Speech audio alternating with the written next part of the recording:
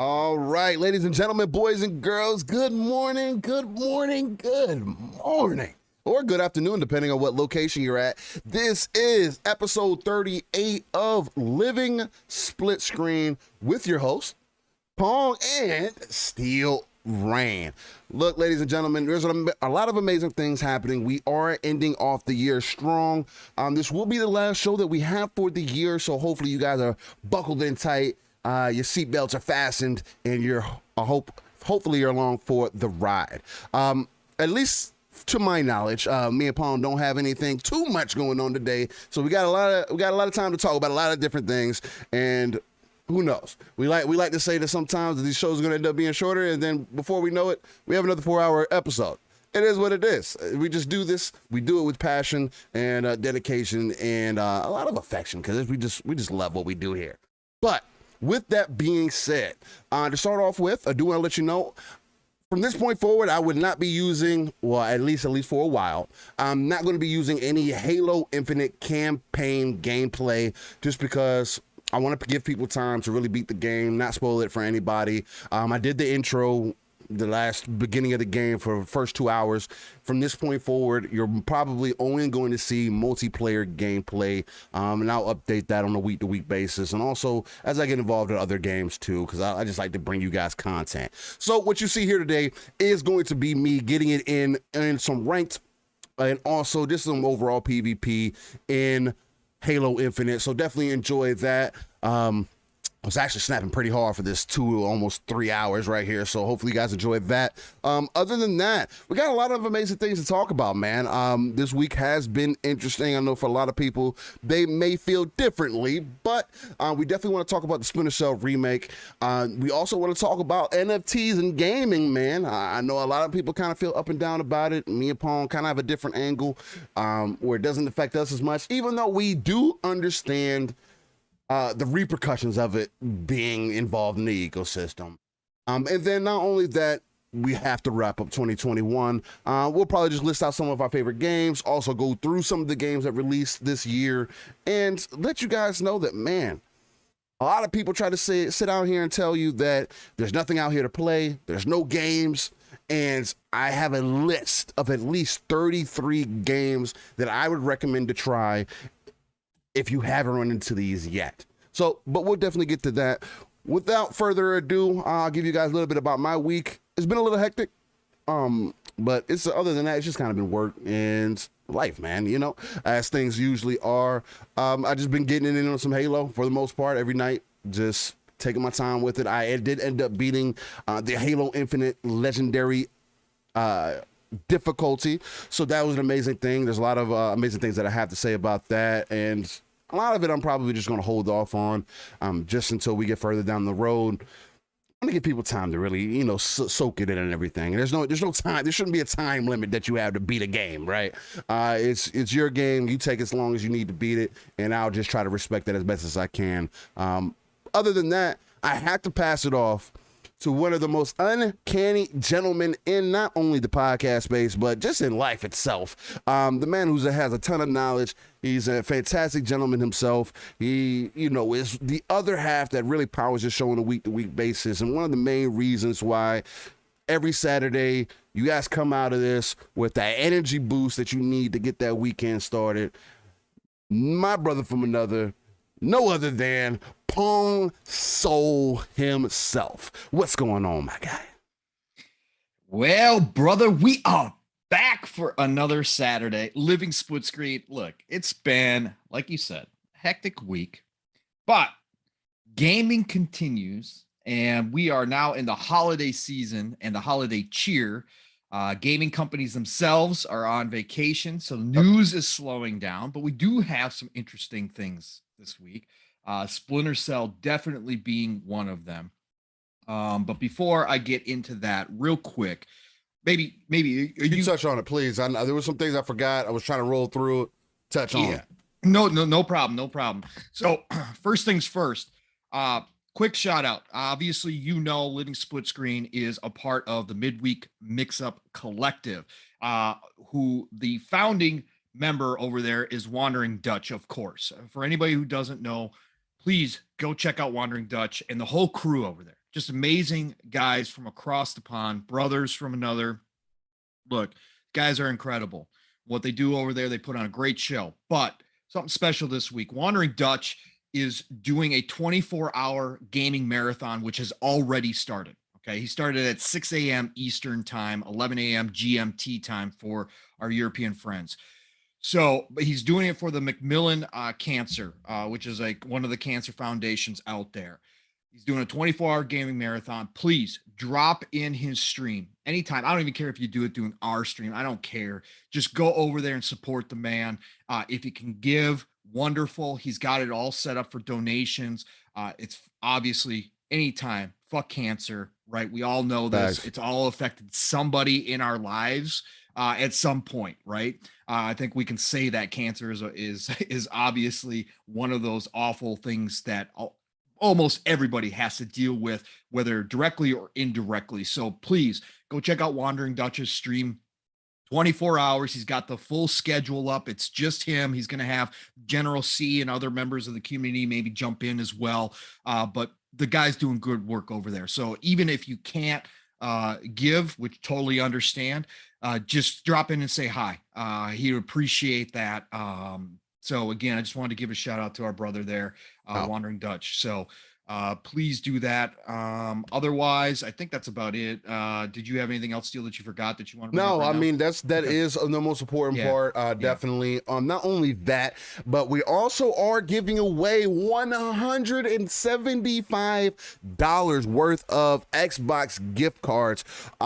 Hey, we just want to wish you here at Living Splitscreen a Merry Christmas. We're going to have Santa Louie coming through and announce that lucky winner for that $100 gift card. And then for the 75, we're going to have another lucky winner that we'll announce ourselves to win that. So you can at least have two winners here. They're going to have hopefully a fantastic Christmas, hopefully a couple free games there that you can get and definitely get that gaming started for you. Maybe you want to invest in that new Elite controller. Maybe you want to get a new console. Who knows? Hopefully the little bit can help you out. It's just our way of saying thank you to the community, and also want to shout out again, Country Gentleman on Twitter, again, for just being a gentleman for the 75, and then also Crazy Louie Gaming for dropping that $100 for us to give to you all. So stay on the lookout for that. We're going to be dropping that at some point, maybe midway during the show, maybe towards the end. We might do half and half, who knows? But it's just a way to say thank you to the community. So thank you, gentlemen, for that. Can't do nothing but give you love and praises. Other than that, man, you told the people a little bit about your week. Yeah, what you been getting into game wise, man? Have you been able to get any gaming in really here recently? Yeah, of course. I've gotten a little gaming time, and so I've been dealing in obviously Halo campaigns, part of my rotation now. So I keep plugging away at Halo a little bit here and there. I'm definitely not no-lifing it by any stretch of the imagination. Jump back into Chorus. Been working on plugging away on Chorus as well. Again, can't stress enough. If you're looking for a space shooter, please go check out Chorus. It is not a full price game. I know it's not in Game Pass, but it's only a $40 game. And if you love space shooters, this game is a must. I'm not joking. I know the reviews were good, just kind of mixed from how people liked it or didn't, some of the things. It's a fantastic game. It's one of the best space shooters I've played in a very long time. So go check that out as well. And of course, this week in Game Pass, we had a big lineup of games drop in there. So I got my Mortal Kombat 11. Steele, Yes. behind the scenes, I was going to pick up Mortal Kombat on sale. And all of a sudden now it's in Game Pass. Now it doesn't come with Aftermath. It doesn't come with the expansion, but I get the base game in Game Pass. That's beautiful. Right. But also the Gunk dropped in there. We've been waiting on the Gunk for a long time. Now, the Gunk did not turn out to be the game a lot of people were expecting it to be. From the devs that did SteamWorld Dig 1 and 2 and SteamWorld. So I love those games, but those games are a lot of puzzling, right? And it's a lot of there's strategy involved. A totally different game, right? This is a brand new adventure for that dev team over there at Thunderfall. So for me, I didn't know what to expect, but I did expect like a little bit bigger adventure. Most people are completing this. Yeah, most people are completing this game in like 5 hours. what I will say about this game is don't listen to the reviews. If you got Game Pass, please download it and try it for yourself. This is a completely 100% chill game. Okay. So if you just want to sit down and kind of cleanse the palate from playing Halo or whatever the case may be, this is the perfect game. This isn't going to, for most gamers, this isn't going to challenge you. But it's just a cool little title. I love the graphics. Some people are saying they should be more colorful. I think they're beautiful. I really like what they did there. Characters are fun, but it's just a chill game. It's not a difficult game at all. Also, as I was telling Steel behind the scenes, if you have kids, right, this is the perfect game to sit down and pass the controller between you two, okay, nice. or you three or whatever. Doesn't matter. This is just that perfect game to just laugh and have a good time with. Very little combat. There's some critters you got to deal with, but it's not even combat really. Otherwise, you're just running around these worlds, cleaning up gunk and finding this new stuff, right? Finding new, kind of exploring. There's some light puzzle aspects to it. Nothing outrageously challenging at all. So it's a perfect game for kids. Now, I will warn you, oddly enough, when you're playing this game, you're going to first think, hey, this is kind of a family game. But they did throw in some profanity in some weird spots during conversations, like just kind of out of the blue. Nothing hardcore, no F words, no nothing like that. But there is a couple, and I know some parents are very sensitive about that, so I will warn you about that up front. But otherwise, perfect game to sit down with the kids and play with over the holidays. Again, about a 5-hour adventure. I'm about 2.5, 3 hours in right now at this point. So just a cool game. I love it. The reviews are not doing well. I think it's in the 60s now. It dropped into 69 or something like that. It started in the 70, which I was like, all right, I can see why. I think just people's expectations were a little bit more than what this game turned out to be. But great game. So please go check out the gunk. Really enjoying it. Other than that, Steel, Skyrim here and there.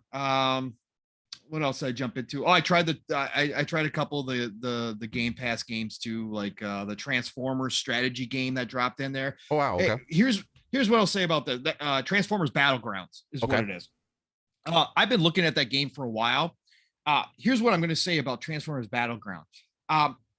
As an old school Transformers fan, I'm not happy with what they did here. However, as from a game aspect, this is a great strategy game to start your kids on.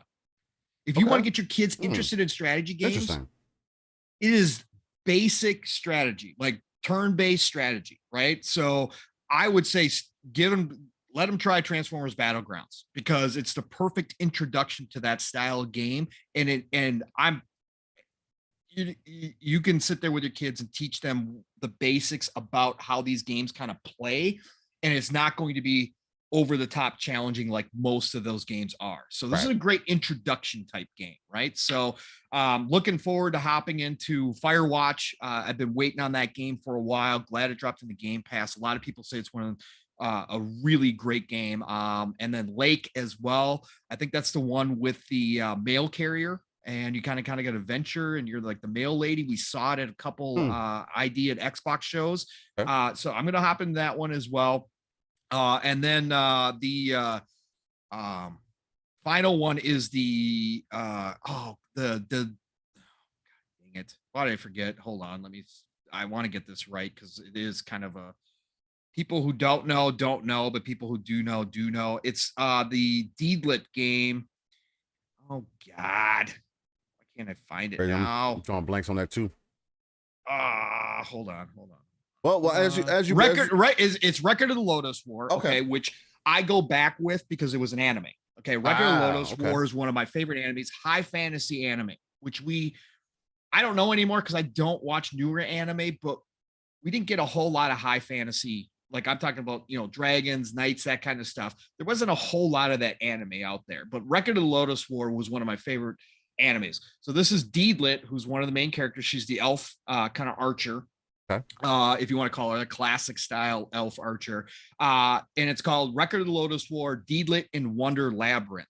I have not played it yet. However, I've watched videos on it.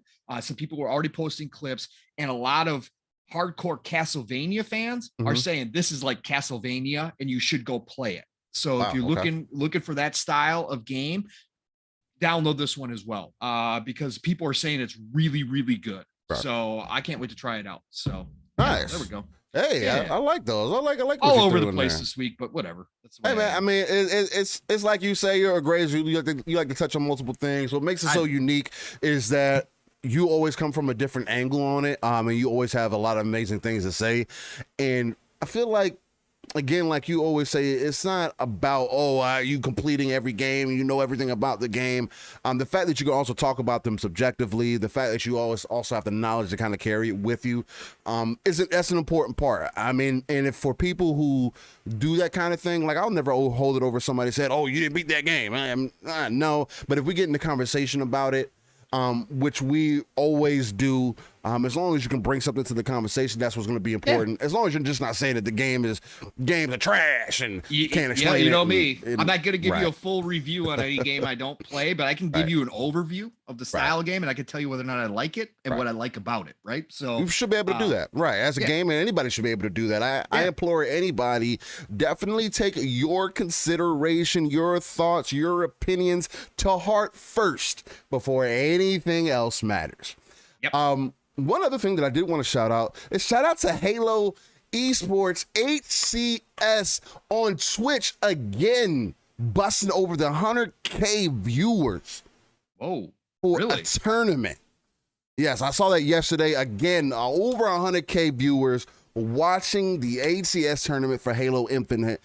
Ladies and gentlemen, if Halo isn't back in a big way, I don't know what else to tell you. If you're not liking it, I don't know what to tell you. Maybe you're just not a multiplayer gamer. Maybe you don't like PvP like that. Man, I can't get enough of the game personally. Yes, there are some downfalls. Yes, there are some things that I feel like couldn't be changed. Yes, it's not the most perfect game in the world, but it is the best Halo game thus far. And the fact that this foundation is here only gets me excited, especially after that campaign, for what the future holds. I was listening to Jeff Grubb and Mike Minotti on their podcast yesterday with Games Beats the Sides, and he brought up some good points and everything. There was one point that he ended up making, and I kind of wanted to bring this up, just kind of start the show off, because we don't have much to get into as far as upcoming games go. So I believe there's like one or two, which will. Here, you know what? I'll run them. I'll run them real quick. Go ahead and take care of them. There's literally two games. So hold on here. Let me bring it back up here real quick. So yeah, for next week, obviously, again, this is that time of the year. Everything's out. Companies are taking their breaks. Not a whole lot going on, right? We're going to get some Game Pass drops, which they showed off. But otherwise, we're getting Among Us, the Crewmate Edition for PlayStation 5, Xbox Series X and S, PlayStation 4, Xbox One, and Switch, all dropping on December the 21st. So Among Us Crewmate Edition. And then we're getting a game called Lacuna, dropping the 21st on PlayStation 4 and Xbox One, and on the Switch on December 28th. And so that's basically all they're showing right now. Obviously, there's probably going to be a couple smaller games that do drop during that time frame, but that's what Game Informer's showing us. Lacuna is an action style. It looks like detective cyberpunk world, and it's already been on a PC since May of last year. So, but that's all it's dropping. That's all a Game Informer has. So again, not a whole lot going on during this time of the year. Just a bunch of sales and catching up on all the games that we just got over the past 6 months. Right. Which has been a lot. Exactly. So, and then we were thinking about jumping into some of it to kind of give you guys a look into the future, but we'll take that later on. It's not too big of a deal. Yeah. But those are the upcoming games. But to jump back into what I was kind of speaking to, Jeff Grubb made some good points yesterday when I was listening to this podcast. One is starting off with, he said this about Halo. He said that not only has he said Halo's a Halo-ass Halo game, which it should be, but he also made the point yesterday that because people have got onto him or tried to get onto him about the reviews and the way they scored it and everything else, and other people have kind of done this similar thing where people have come out and saying, hey, well, people are saying this game is giving this game 10 and it's not perfect. And it's like, okay. and I'm just going to paraphrase here, so it's not going to be word for word. But essentially, what Jeff Grubb was saying was that when they review games, or when anybody reviews games, you can't review the game based off of previous iterations or what it could be, or what it should have, or what you want the game to have in it. You have to judge it for what is in front of you. What is the content that was given to you? You were given a full campaign and you were given a multiplayer. Whether you want to say, oh, one's free to play and the campaign doesn't have co-op, it does not matter. Did you enjoy the campaign? What would you rate the campaign? No, don't say, oh, well, if it had co-op, I'd give it. No. What would you give the campaign? We do not do this with any other game. Again, I'll keep bringing up the same game over and over again. Not going to do it here because we're talking about. I don't want to go on a tangent because I will. You have to judge games for what is put in front of you. Now, if there's things missing for you personally, I understand that. There's things that are missing for me personally. Customization is a big thing for me. Pong will always go back and forth on that. I love customization in games. Is it lacking in a lot of departments here? Yes, but every first season of any free-to-play game is very lacking. So I can give some credence there. But what I can't do is knock the game points for it delivering on it being a game. You gave me a full campaign that I thoroughly loved and enjoyed, regardless if co-op was there or not, regardless if Forge was there or not, regardless of whatever else that you wanted to be there or not. And we have a multiplayer. That I cannot say for a lot of other games that are out on the market that are either doing one or the other. Halo did both and did both. 343, shout out to them, because I definitely want to jump into a little bit of the Power On document too. We might start with that. But shout out to 343 and the team at Microsoft, team at Xbox for pulling this together and putting out an excellent title overall across the board. And the only reason I wanted to make that point is because I like to hear other people's unique perspectives. And when I heard Jeff Grubb say that, it flicked the switch with me, because that's how I feel about it. That's how I feel about all games. I'm not looking at games like, oh, it's missing this and this and this and this. Yes. Now, if it's missing something and I acknowledge it's missing something, then I can either choose to invest in it or not. That's the power of the consumer. Last of Us 2 is a perfect example. I'm not going to invest in that game until there's a multiplayer behind it. That's just me personally. Anybody can feel how they want to about it. You can say what you want to. You're not going to convince me otherwise. Because of how my confidence as a gamer and what I stand for, what I'm into. There's too many other things out here to play for to be swayed one way or the other. But I just wanted to give that to the people because I feel like that's an important point. We have to judge games as we move into the future, because not only is this the golden age of gaming, not only is this the age of accessibility, but we're also in an age of entitlement where people feel like they have to be entitled to every single fucking thing that exists in the gaming space. Sorry, ladies and gentlemen, that's not the way life works. I feel like at some point, like at a lot of points, a lot of the entitlement that a lot of people have is flawed. People feel like, oh, we need to have so many more different things. You're not giving me enough. And that mentality is not going to push us forward. So I kind of wanted to bring that up. Pong, how do you feel about that entire situation? Do you feel the same way that we should judge games for what is put in front of us and then go from there? I know me and you like to look things at in a space, in their own vacuum, and then judge them that way. How do you feel about that? And how do you feel about some of the things that Jeff Grubb said? How many times are we going to have talks about reviews and this controversy, and everybody's got a score? A review is an opinion, pure and simple at the end of the day. People can review, they can review score, movies, books, video games, music, all different types of ways, right? It's not one set way of doing this. So at the end of the day, it's all subjective. Just like everything else in life, it's subjective, okay? Why people get so upset It's somebody giving something a 10 out of 10 when reviewers will tell you a 10 out of 10 does not mean perfection in any way, shape, or form at all. It does not. They could have woke up that morning in a good mood and decided to give a game a 10 out of 10. That same game on a different day when they were in a bad mood could have been an 8.5 out of 10. Okay. It's all subjective. It does not matter why people get so wrapped up in all this. I have no idea.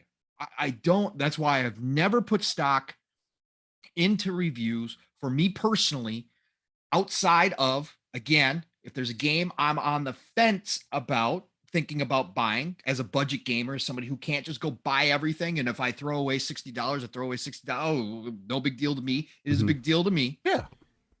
When I'm on the fence, I will read people that I trust, that I know have similar taste to mine, to maybe kind of sway me one way or the other. Right. Okay. That's when I use them. For games that I know I'm going to buy, I could care freaking less. For games that I know I'm not going to buy, I could care freaking less. I'll read those reviews for entertainment. For the most part, that's what reviews are. Right. I don't need to justify my purchase in any way, shape, or form. I don't need other people to tell me that the game I'm playing is good for me to have enjoyment if I'm liking it. Just like the gunk. Like I said, a lot of people downplaying the gunk, saying it's terrible, not the game or whatever. They're using it for all different reasons because the gunk was kind of hyped up or whatever else. That does not take away from what I played. I downloaded it, tried it out, and said, you know what? I'm having fun with this game. This game's kind of cool. It's chill. It's quite a few people doing that. Right. And I could, so do I care that it's scoring a 69 or whatever it's at right now? No, I don't. I don't care. I'm enjoying the game. So when people get upset about Halo, of course, as a high profile, as one of the pillars in the gaming industry, as a lightning rod for attention that Halo is, and we knew this was going to happen. People are trying to downplay Halo, say Halo was over with, Halo's dead, franchise should be scrapped, it's not worth it, it's long past its point, it's expired, all that good stuff. We heard all that garbage, that nonsense. Again, for all the criticism I had for 343 during this process, and things that I saw from the outside, just as playing armchair CEO and saying what I would do differently or what I would change or whatever the case may be. For all of that, I still at the end of the day said that Halo's king. And I said that Halo had an opportunity this year if they stuck the landing to retake its throne. And that's exactly what it's doing. And now people are upset about it. Now people are saying media bias on the other side after we saw nothing but praise for Sony for an entire generation. Now that side wants to claim media bias because the media is picking up that Xbox is doing things good, doing things well again, and all of a sudden their games are hitting it a little differently now, right? Their games are a little different quality than maybe what we got last generation, which you and I could argue obviously as well. Yeah, I mean, but now we want to claim that there's media bias and, oh, how can you give Halo a 10 out of 10? You're giving Halo a 10 out of 10, a 9 out of 10, an 8 out, whatever you're giving it is for how you personally, that reviewer was feeling personally that day about Halo. And there is no denying that the package that 343 has dropped into everybody's lap is of very high quality. However you want to judge it. Again, graphics, oh, they're not current gen, they're not next gen. They're not blowing me out of the water. Look, that's your opinion. That's your personal taste. That's what you had up in your head to expect out of a Halo game in 2021. For a lot of people, like Steel, like myself, this is Halo. They went back to the more original style. It's a gorgeous game. It's got some crazy good visuals for a cross-generation game, right? For on a brand new engine. It's beautiful to me. I think it looks great. I don't care.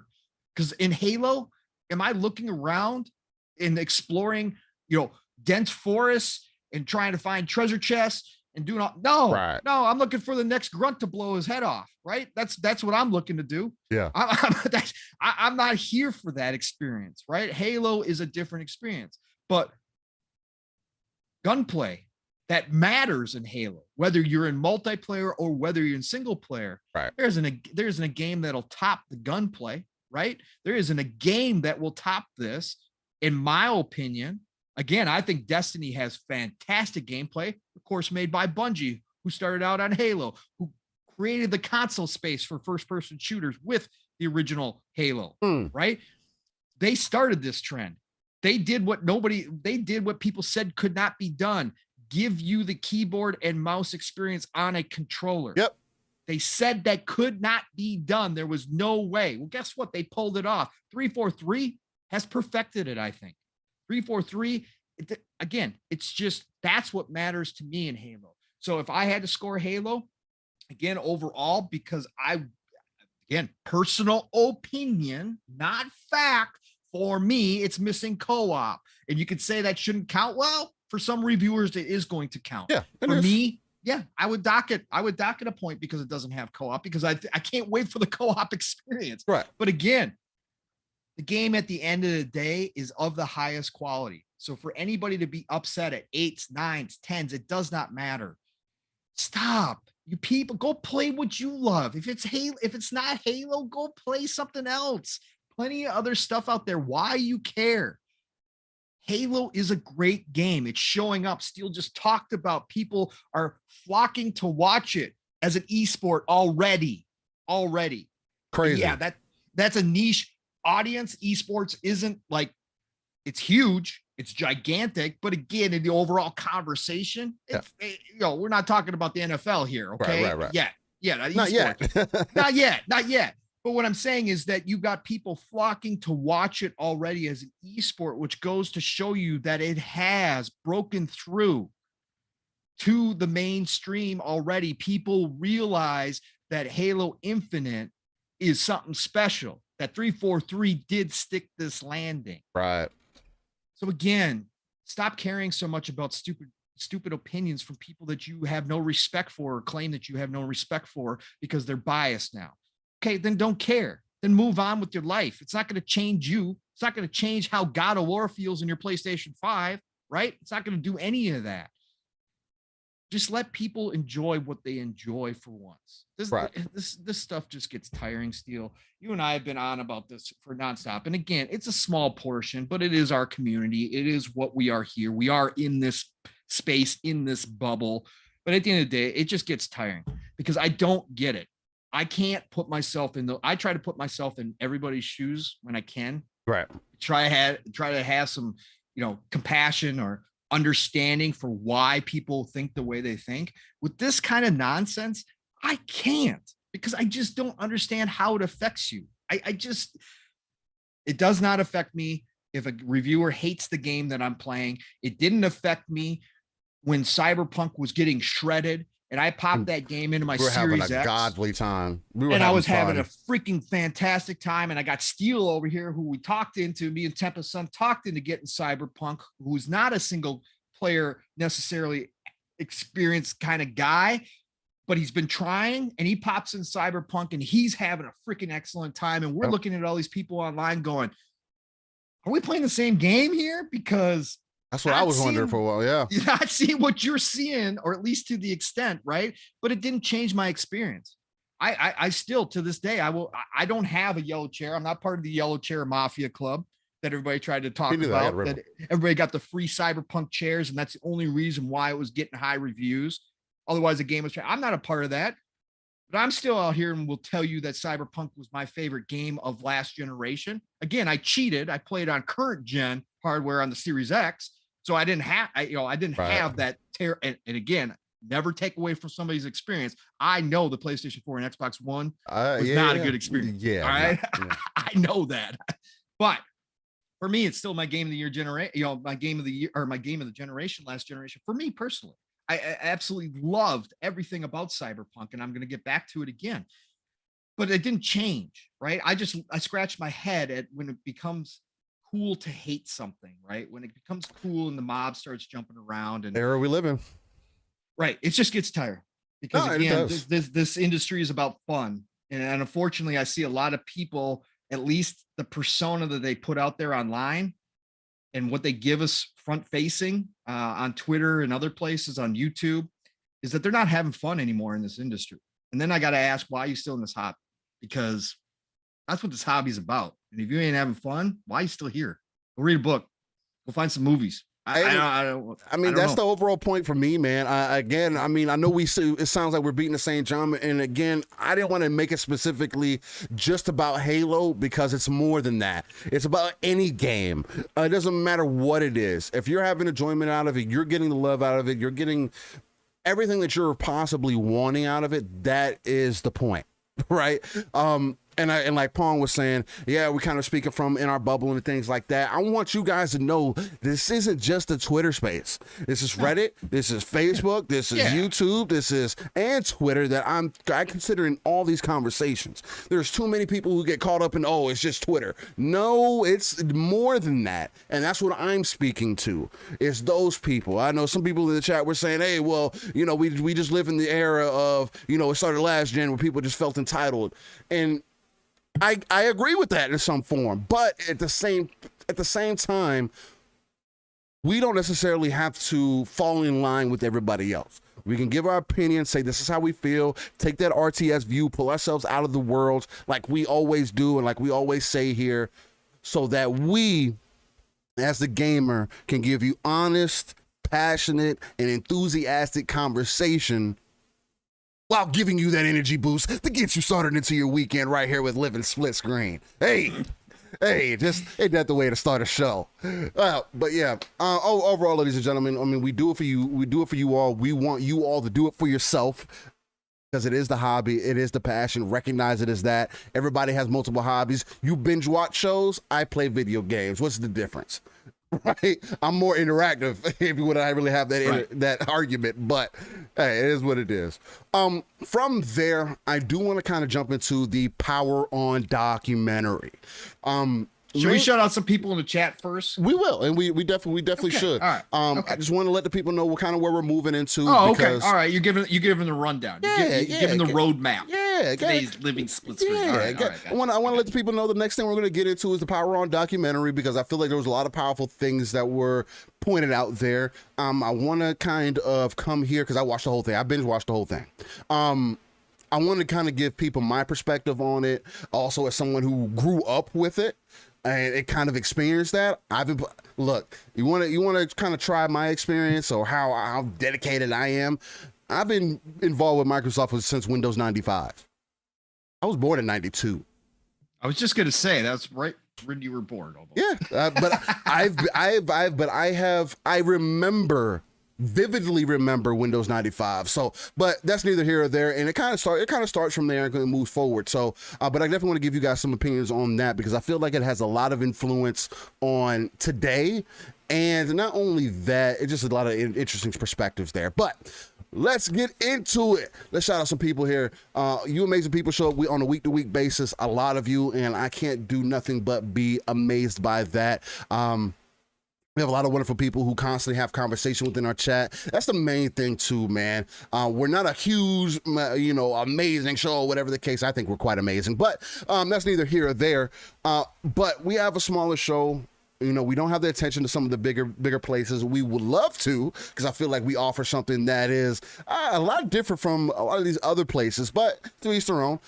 This is a little brag report right there, but let's shout out Casket Repair, Jago Coogan. Hey man, I've been seeing you on Halo, man. Anytime that you see me on, hit me up, send me an invite. Let's get together, and we can play together. I know a lot of people here recently. Hold on, a little side tangent before I shout out some more people. Every time that I play with people now, it's like when they look at my rank and they're like, I don't know if I could play with you, Steel, man. You're Onyx. We keep getting put up against people who are like fucking thrashing us, man. I don't know. You do that to people, Steel. You're intimidating. I was like, I'm sorry, man. I'm not trying. It's like I'm not trying to be. It just, but I understand. If you don't want to run with me because I'm ranked Onyx and Diamond, I understand. But hey, if you want to run it, let's run it. Fun Speculation is in the house. What's going on? Mav. We got the little kingdom going on over there. I definitely feel you. I see you, my guy. Dune Reaper. C4 Skills. And we just had Nordic Wolfkin subscribe. I need to change that little image that pops up to something more creative. I don't know. I don't even notice it. Yeah, it pops up all the time. I hear it. Reign of the Third Eye. I feel like I haven't seen you in a while. Shout out to you, my guy. Shizno Elite. What's going on? UK Bass, the Stig himself. What's going on, my guy? Black Card. What's up? Who else? Nix. Man, you're here every week, man, and I love the passion. I love the dedication. You're always popping off in chat. Love the opinions that you always have going on in there, man.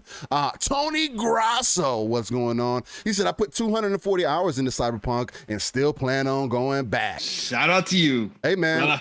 I'm waiting for some more updates, some more DLC to drop. I've only put 50 hours in it, and I got one of the best endings in the game, man. So I'm ready to go back whenever they give me some more DLC. That's one game that I would love to play co-op. I'm not gonna lie. I think that'd be some real fun to tear through the city in Cyberpunk. Oh yeah, it would be. Who else we got in here? We got Back from the Dead. What's going on, my guy? Who else we got in here? I'm scrolling on through here. I'm scrolling on HCK360. What's going on? Who else we got? Joe Dunmore. What's going on? Who else we got? Sour Blow Gaming. How you doing, man? Hopefully all right. Hopefully your week's been good. Soul Khan, what's going on? Are you Shao Kahn's brother? Just let me know. Let me know in the chat. Fat Boy Horror, what's going on? Smitty Smith. You know, as they say, Smitty Smith just brings us back to church. Lucky it's not Sunday, but hey, anytime you want that Book of Acts, he'll give it to you. Who else we got in there? Awful Grim Bones. What's going on, my guy? Good to see you here. Dragon Heart Yobi saying peace, love, life. Let's go. What's going on? You legend, you. Yeah, he's the legend. Double K24 just showed up in the chat. Good to see you, sir. Double K24. What's going on? Who else we got in here? We got some beautiful people. Matt Barnes. Rescue Squad Culp. What's going on? 4GQ TV stopped through or earlier. Shout out to you, clowns and them. Casket Repair, I believe I shouted you out earlier also. Double K24, what's going on? He said, what's good, fellas? What's popping off, Double? Hey, man, we just in here going to give you that passionate game talk and hopefully hit you upside the head with some of these topics and some energy to get that weekend started for you, man. Hopefully y'all have been enjoying Spider-Man. I've been hearing some amazing things about Spider-Man, no puns intended. And that only gets me excited, man. Oh my goodness. Spider-Man. A little side tangent. Spider-Man has been an iconic part of kind of my childhood. Now, I'm more of a Venom fan, of course. I feel like Venom is as I grew older, I kind of felt I could relate more to Venom. Even though I am still a Spider-Man fan. I still have this little place in my heart for Spider-Man that I just can't get by. All right. Shizno at least says still. Now that's an awesome idea. Having a buddy out in Night City would be crazy, especially if there's no leash. That's what I'm saying, man. I think that'll be badass, man. They said co-op off of Grim Bone says they said co-op was coming, didn't they? I know they talked about PvP. I don't know if it was co-op or not. Yeah, they were gonna do multiplayer. They were gonna do multiplayer, and that's been nixed. Completely? Completely. So, and no update to that. They did that early on with all the problems. They said that they were done with multiplayer. They weren't going to do that anymore. They were going to focus on fixing the game. So whether or not they bring it back at some point, if they get it right, maybe. I'm not holding my breath though. Right. 100%. Jacob was saying, I'm waiting on The Matrix next Wednesday. Woo! Yeah, the fact that I didn't know that they were going to actually release that on HBO Max. So that's kind of dope. I'm kind of excited. I'm kind of excited for that, man. I don't have to go to the movies to see The Matrix. Oh, I'll pass it. I don't watch movies anymore, but we are going to, because the wife's youngest is back in town, as I talked about earlier, and so we are going to do a Matrix marathon and then go see the movie sometime while he's here. So yeah, nice. Sure. That should be really dope. That's an amazing thing. That's a trip to go down for sure. Oh yeah. I definitely was considering it myself. I think I might do that too at some point. Excellent movies. All right, ladies and gentlemen. So with that being said, let's get a little bit into this Power On documentary. I haven't heard too many people talk about it for real. I don't know why it hasn't been a bigger topic for conversation. The biggest reason I say that is because the Power On documentary I'm not going to say exposed, but helped me realize there was a lot of different things that were going on that I feel like wasn't necessarily going on. Like let's say biggest example that I could use for that. I always thought that Xbox and Microsoft were always like kind of hand in hand with each other. Microsoft was helping Xbox grow. And when you watch the documentary, you come to find out that Xbox was actually something that started from the DirectX team, and they had to actually go steal the Windows OS to break it down to help create what Xbox was going to be. Is dumbfounding to me, because I really initially thought that Microsoft had full hands in it, and they had full say, like, yeah, go ahead, and it was more of the team-based thing, and it wasn't that way. So that was an amazing thing to me. Not only that, but I was telling Pong in the background, one of the bigger things that I really noticed out of that documentary, and Pong's going to bring up one of the other aspects, because I definitely agree with that too, was one of the main things that pulled out for me is that Microsoft, a service-based company, came out of nowhere, who does not do hardware. They don't do hardware, period. They were known, and they were known for a monopoly for being a service-based company. Made hardware to keep up with a giant known as Sony, who was already neck deep into making hardware at the time. We're talking about Walkmans, CD players, TVs, stereo systems, anything that you could think Sony makes. So for a service-based company to take an L and really invest themselves into the console market shows it showed you through the documentary and everything, shows the dedication that not only Bill Gates had, but that Microsoft had to the gaming scene, and wanting to have kind of to be the center of everyone's home entertainment, or of the living room, or the center of the living room. And that was one of the main aspects. For me to see Microsoft come in and be as big of a influence on, and this is something else that kind of Pong brought up, it's the same thing that I was thinking, but to be as an influence as they have been on the market. We're talking about online gaming. We're talking about as far as the game development. We're talking about these things are not short-sighted things. Like, where would we be today if Microsoft didn't put the Ethernet port in the back of the Xbox? Where would we be today if the LAN parties didn't become as big of a thing as they did with console gaming? Because LAN was always a thing on PC. Like, yeah, let's hook up some PCs together, let's play games. That's always been a thing. But it was made more convenient when Xbox put that Ethernet cable back, put that Ethernet port in the back of that OG Xbox. Coming off the heels of the Dreamcast, Sega coming to Xbox and saying, "Hey, we need to team up with y'all to see what we can do about this, man. I don't know. We're kind of digging ourselves a hole here." And then to see Xbox more so Xbox coming to them and saying, "Hey, we need some of your guys' hand in creating this console. We know that you guys were just in the console space. I know it's not going for you all now, but we definitely need some help with it." And to see everything come out the way that it has, and for Xbox to be considered number 2, number 3, even to be considered in the top 3 of the big names, and to be even a direct competitor to Sony, is funny to me, because Sony literally let a service-based company create a piece of hardware, and it's now their number one competition. Because Nintendo's not. And I think that's some of the most unique parts of that Power On document, as well as the Valentine's Day Massacre, where they had to get in there and really argue for and get yelled at about this idea and be told that they stole the Windows kernel, and they lied to Bill Gates about what they were trying to accomplish. And for them to say, "Oh, well, what about Sony?" And then you see that light flick on with Bill and say, "You know what? Let's do it. Do it. Who cares? Let's go." And then to see where Xbox is today. From the biggest thing for me is that it came across as for me, it was like a journey through time, right? Because I grew up with this the entire time. I remember when the OG Xbox came out. I remember what the time was like. I remember when the first Halo came out.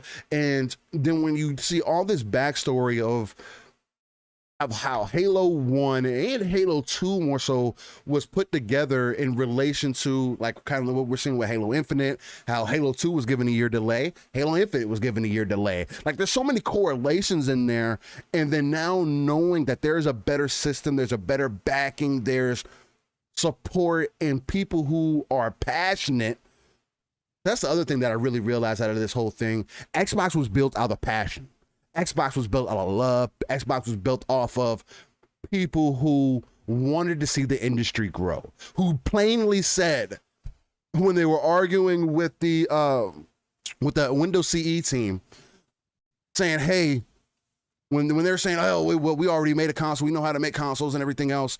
And they were saying, no, why would we do the same thing everybody else is doing? We need to do something different. We would not have online gaming the way that we have it if it was not for Xbox. We would not be having the competition that we're having between Sony if it was not for Xbox.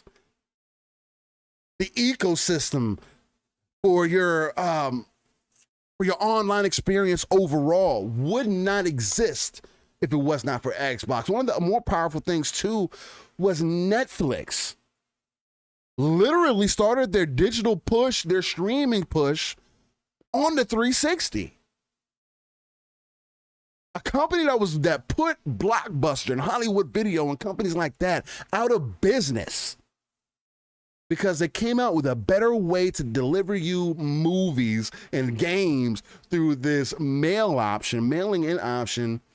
Microsoft came to them and said, hey, what do you think about streaming? How about you put your service on our service? And to see how big it is to this day. It's just, I was completely dumbfounded by it. When I watched the first episode, I couldn't stop watching until I got to that 6th episode. I do agree that, because I have heard a few people say, hey, well, I feel like they would have touched on the back end going from the Xbox One into like the series generation or from the 360 into the one kind of generation. They did touch on it quite a bit, but there's a lot of things as far as like the Phil era was concerned. I know they can't talk about it now. And hopefully they do. Hopefully they put out another documentary as far as that goes. Because I would like some more information about, or just more details about how Phil Spencer coming onto the scene, all the influence that he's had, and how many people just love what he's bringing to not only the community, but just to the industry in total. I think that's also another amazing thing. So I feel like that's a lot of the points that I kind of wanted to make with that. If you haven't watched the Power On doc, I definitely recommend that you watch it. It's to the point where I need to see I want to see a Sony doc. Give me some of that back end work. How was those days back? Ain't gonna happen. It's not gonna happen. But give me some of that passion for back in the day, from my PlayStation 1 days and the competition that you kind of had where you were throwing into people's faces that you were the big kid on the block. Nintendo, give me some of that back end. I want to see those types of things. That's the one thing that I can definitely take away from this, is that I want to see more docs of this nature covering the gaming industry in the back end, because I thought that, again, we have this one vision, and until you're kind of given the behind the curtain look, you don't understand. I have a whole newfound respect for devs overall. In fact, like even Joseph Staten coming in and doing all the work that they did for when they were talking about Halo and how important Halo was to Xbox. If it wasn't for Halo, I don't think Xbox would be here. Literally, Microsoft had no IP. That's the other thing that was dumbfounding to me when you really think about it. And that was one of the points I wanted to bring up. Microsoft had zero IP. Zero. Like, really think about that. That was like crazy to really, when I started thinking about it more and more after I finished the series, especially after like the first 3 episodes, and they were talking about going to different places, getting games. They had to cut deals with people to get their games on their system. And they had to get these people to believe in what they were doing. That is insanity. Not only are you coming to the market with your own personal piece of hardware and you're a service-based company, but you also have no product to back up your hardware. So you had to cut deals. And then for people to give Microsoft as much flack as they do and say, oh, well, Sony's not as great. I mean, well, Xbox is not as great as Sony because of IP. You're right. But now guess what? We're going into 2022. My Xbox has more IP than they've ever had. Man, that competition is looking real crazy now, ain't it? Nonetheless, Pong, how did you feel about the Power On doc? What were some key points that you ended up taking away from it? And would you be interested in seeing more things like this, like the Power On doc from other companies? And do you think things like this kind of influence or kind of change the opinion or kind of give you that back end insight into what is really going on within the industry? How'd you feel about it? I love this stuff. I'm a nerd. I'm a geek, whatever you want to call it at heart. I've always been interested in the behind the scenes stuff. Obviously, I'm very interested in the business aspects of this industry and the chess matches that are played in front of us and the chess matches that are played out that we don't get to see. Very, very rare do you get to see, especially from this industry, kind of behind the curtain to see what it takes to have Microsoft be this open. And yeah, some people had some critiques about how they could have dove a little bit more into some of the not so pretty parts of things, but I thought they just did overall. They were extremely open for a company as big as Microsoft to go ahead, make a documentary, not only showing all of our glory, but showing all of our warts as Yeah. well. I thought this was absolutely just off the charts good. This was a high production documentary. I wanted to keep amazing. going. Yeah, it was I amazing. wanted to keep going. You know, the story of Xbox, as I watched the documentary, could be turned easily into a motion picture. Yeah. With all the characters involved. This is not like when we think of Microsoft, and talked about this in the documentary, Microsoft, Yeah. because of Windows. And I loved how they even kind of showed like a glimpse of how big Windows was to the world. Yeah, people forget that. Yeah, people standing in line outside of computer stores to get Windows 95. I remember, like the rush, like it was Black Friday or like it was a Halo launch, right? They were like literally. So Microsoft had this image of, you know, the khakis, like they right, you know, the polo shirt and the khakis, right? But the characters that were involved, that, you know, from like Seamus Blackley, right? Shout out Seamus, yeah, Seamus. You know, they have a movie waiting to be made, like of the just comedy, drama, all of it was involved in this whole process, and they gave you a real good look at that. And love the fact that they started out by giving you, I would have liked to seen some more stuff on the current day stuff as well, how we got here. You know, they kind of cut it short. You could tell they ran out of time. They said, okay, we got 6 episodes. This is what you guys got. There was so much history that they kind of had to cut current stuff short, but that's okay because the history and how we got to today and from today forward can be told at another time. But that history is so interesting to me. Still, one of the biggest. Well, I mean, there was a bunch of takeaways. I could go on. Yeah, there's so much, and I got to go back and I'm going to rewatch it again because I did binge watch it as well. I was at work, and I couldn't stop. I just kept playing the next episode. But how they got to, you know, how they got started is so interesting in itself.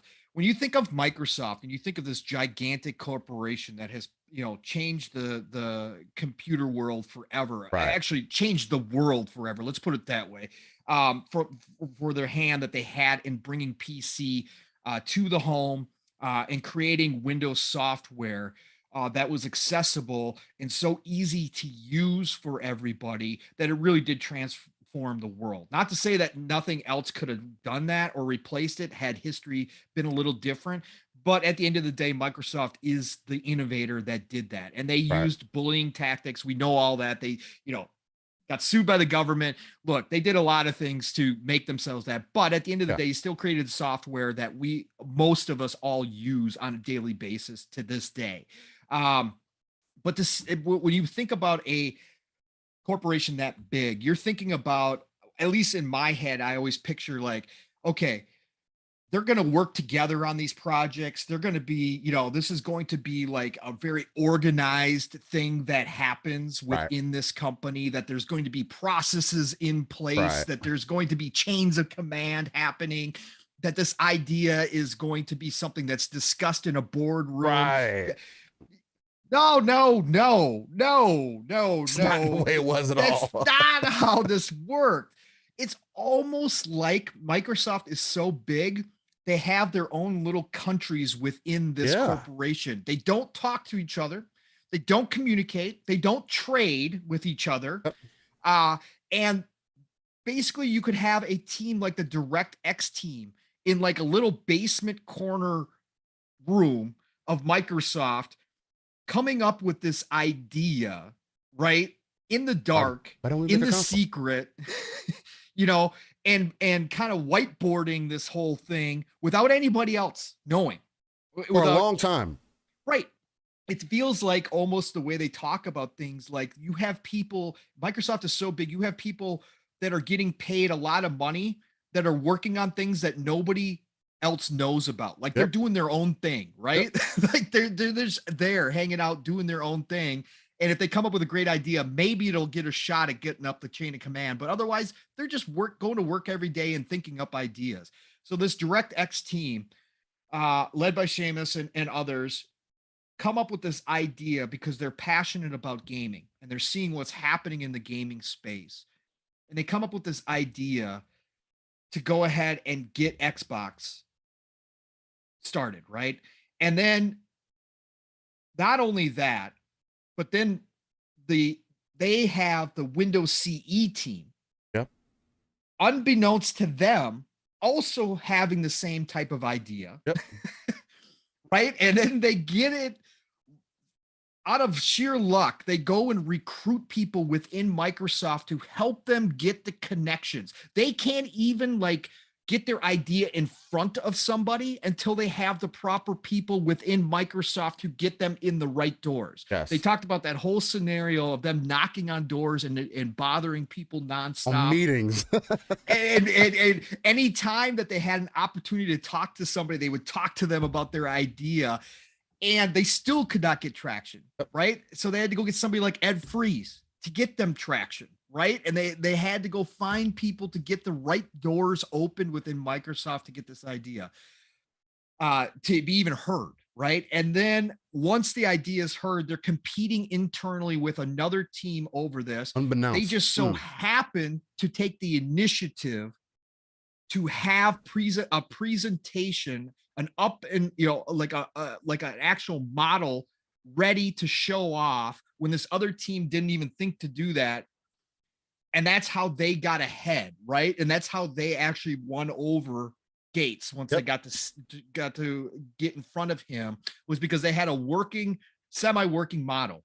And to get that working model, right, they had to do all this like underground stuff to get that to that point outside of the bounds of what you would normally have happen in a situation like this in a corporation. Right.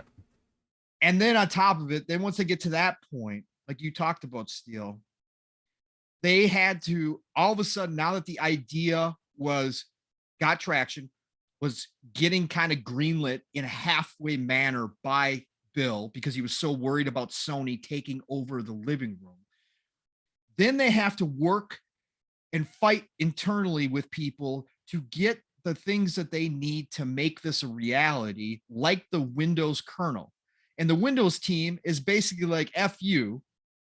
Not about to take apart Windows. Because they wanted the actual whole Windows operating system to be in here. And that was Gates. That's how they sold Gates, because they told Gates it was going to be a Windows-based machine, right? Yep. So now they have the problem because they all know from a gaming aspect, from a software engineering aspect, that you can't have the Windows operating system in here because it'll be slow as hell And that's not going to work for a gaming machine.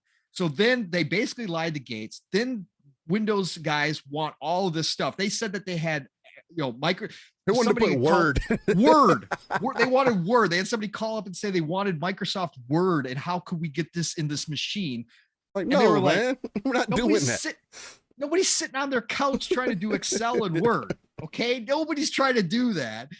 And so to get around that, they have to, in the middle of the night, just prior, I think they said a week or 2 weeks prior to Windows 95 launching, they had to sneak into the server room and steal the kernel from the Windows team.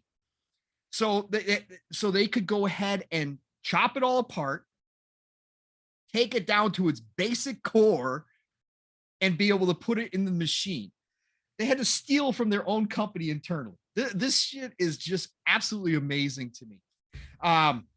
So that was really cool to see all of that. And then to see all the trials and tribulations that they went through, from, it not working, right? Yeah. To having a presentation and it failing, to the backstage, Seamus soldering the Xbox, hoping that he's going to get it up and running in time. And then the time frame that they were on, Steel, they got greenlit, and they had 11 months until CES. God. Was it CES? I believe it was. Or was it the developers conference? I think it was the developers conference. They had 11 months. The developers conference, yeah. From the time that they were greenlit to have a working model and some type of demonstration. They had 11 months. Look, that's unheard of in this industry. Like, it's unheard of in a lot of industries, but especially the gaming industry. So they grew and grew and grew, and to see how they grew that entire team and how they talked about it, going from a room of 5-10 people to 100 people to thousands of people. They had a bunch of people on there say that it got to the point where they didn't even know who was working underneath them anymore, right? Yep. All that kind of transition. This gave you all the behind the scenes. And there's so much more in there that, them eventually outgrowing the office to the point where they had to move to a different campus. Woo. Like 20 miles away. It was about, I think it was 5 miles. It was 5 miles. Was it 5 miles? Yeah, okay, 5 miles away from Redmond, whatever it was, miles away from Redmond. But that actually helped them because they didn't have the people like Gates and everybody over their shoulders, that they got to do their own thing. They were living in their own world, that it was kind of like a, this wild kind of West place, that they didn't have like real leadership. Like, they were kind of on their own. And then, them talking about Gates and coming and visiting them. And he didn't know what they were doing over there. Like, and he showed up and they were showing off, like he was watching people develop stuff or whatever else. But then he got to a room where they had the artists like creating artwork for some of the projects. And and then they come back for, kind of the heads meeting or whatever else. And Gates walks in and says, so let me get this straight. We're paying artists here. Like, we're paying actual artists because he had no concept of what it was to make a game. It's not like he was mad about it. He was just like, no, but he's just like kind of like blown away. Like, this is what we're doing. Like, this is how this works. All of that stuff. And then obviously, to see, like you talked about, Steel, the innovation. Like, you can sit down, you could think about how many innovating things that Xbox, Microsoft did to push this industry forward. But until you see it put in front of you, like they did in that documentary, generation by generation, how they pushed the games industry forward as a whole, they do not get enough credit for. Because they've had some missteps, because they've tried to do things way ahead of the curve, and it hasn't worked out in their favor. A lot of that gets lost about how many different things that they've done for us as gamers that have made this possible today, right? Right. And we know that we have that now, current gen, especially you go Game Pass, xCloud, the servers, all that's general knowledge now. But back then, when they were pushing a lot of this tech, like you said, the Ethernet port, the hard drive inside the console, Yeah, there you go. Thank you. Yeah. all that kind of stuff was so ridiculously like far out there that people were like, we really need to do this? Like, is this really what we want? This is going to cost a lot of money. Like, do we need it? No, you didn't need to do that. But at the end of the day, they did it. And now we have what we have because Microsoft was doing this stuff. The live service, talking about the, Xbox Live, and really how many people that was divided within the company. There was people legit going, what are you guys doing? Who's going to pay for internet and then pay for Xbox Live to play online? Who's going to do that? Who's going to double pay that? I think it was Jay Allard was totally against it. Like, he was like, you guys are nuts. There's no way this is going to work. But yet they put in the time and effort to make Xbox Live. They put in the marketing for Xbox Live. And with Halo as the leader, they showed what that connected world could be and how it would change us forever as gamers, that we can hop online and talk to anybody in the world, right? At any given moment, we don't have to be in the same room with them anymore to enjoy a game together, or even on separate games to be able to just talk as friends. That is something special. And then they talked about the multimedia stuff, right? And when they decided to take Xbox Live during the 360 generation and start pushing other content. Right. And one of the biggest things was Netflix. Look, we don't know the internal workings of Netflix. We don't know what Netflix for sure was thinking at the time. Right. But the documentary showed off how dominant Netflix was in the physical media market at that point. And I remember, again, we were all around during that time. You go to Netflix, you get Netflix discs, every week, right, in your mail. That was just like something that was normal. But Netflix was still so physical. And then here comes Xbox and Microsoft along and says, hey, we can show you guys how to stream your movies on our system. We can get you up and running on Xbox Live and introduce an app where we can stream your movies, right, to our console. And they sign a deal with Netflix. Who knows if Netflix would be where they are today without seeing that in work, right? Seeing that process and seeing that be able to happen through Xbox 360, through the server blades, right? Who knows if we have the Netflix we do today? That kind of stuff is just, you can't put a value on it because it is ideas that came from this team that had no business being around in the first place. Yep. Like you said, Steel, had no business jumping in to this space, that they had no credibility, they had no name, they had no content, they had no IPs outside of like Flight Sim. They had Flight Sim, they had Microsoft Golf. They had Age computer Empires. Games. They had Age of Empires, right? That was their big break, and they showed that in the documentary too. Age of Empires finally got them a little bit of respect, but they had none of they had none of what Sony and Nintendo had. They had none of what Sega had, and Sega failed, right? Sega, unfortunately, my favorite company back in the day, failed, right? They could not last in this console space. But this little company, not this little company, but we'll say this little part of a major company comes along, and like they said, that they were the disruptors. That's how they thought of themselves. And they were the disruptors. Exactly what it was. And they came in and they kept doing things different from the status quo. And some of it worked, some of it didn't work. But all of it, at the end of the day, got us to this point. And I think the documentary really did a fantastic job of pushing that home. Yes, Nintendo has had their contributions to this industry, no doubt about it. Sony has had their contributions to this industry. Again, don't forget the fallout between Sony and Nintendo. When Nintendo decided they didn't want a CD-based system, they decided to go away after they cut the deal with Sony and then backed out of that deal with Sony, is what pushed Sony to enter this market, right? They were like, right. F you, fine. We did all this R&D. We've got a console ready to go, basically right here, CD-based system. Right. Let's roll. We're going to do this. But again, Microsoft had no business being here. They did not do hardware. And somehow they found a way to do hardware when they are a service-based company, right? They somehow figured that out. And that was a whole deal unto itself.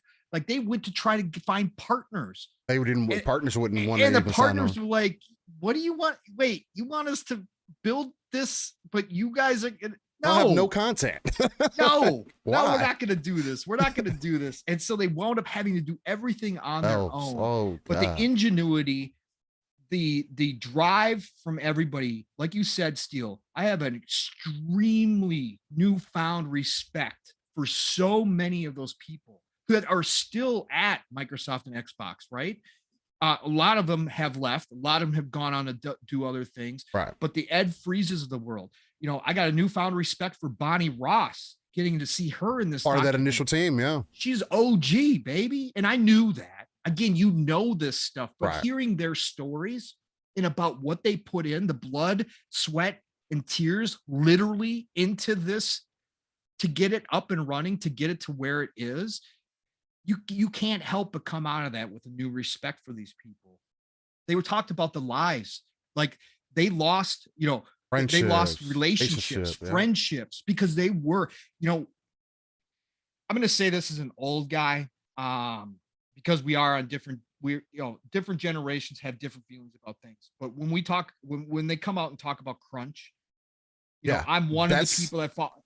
I'm one of the people that falls on the side. Look, I've been doing crunch my almost entire work career. At some point, I've been required to do overtime for jobs, and I understand it isn't great, and it is detrimental to your health to go over the top.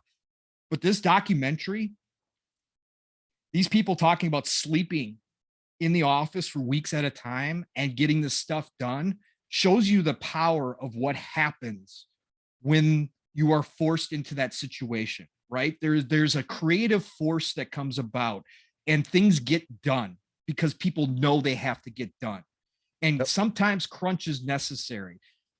And again, I know that's not popular nowadays to say, and it's an awful thing, and oh God, we're destroying lives or whatever else. But there's something when a group of people have the passion, they weren't forced per se. It was a collective decision they believed in this so much. They wanted to get it done. They knew they had to get it done. This was not just a job, right? This was something they all believed in, and they came together as a collective and did whatever it took, which even meant, and again, we can talk about whether or not it's healthy, but it created this thing that we now have called Xbox, and it created this thing we now have called Xbox Live, and it led to this point in history. Without that, we might not have it at all. And this is a totally different landscape. So I just think that stuff is so powerful to hear those personal stories, to see Greenberg and how emotional you could even see in the documentary when he was thinking about the Xbox One days, right? And how hard it was to go through that when they got to that point.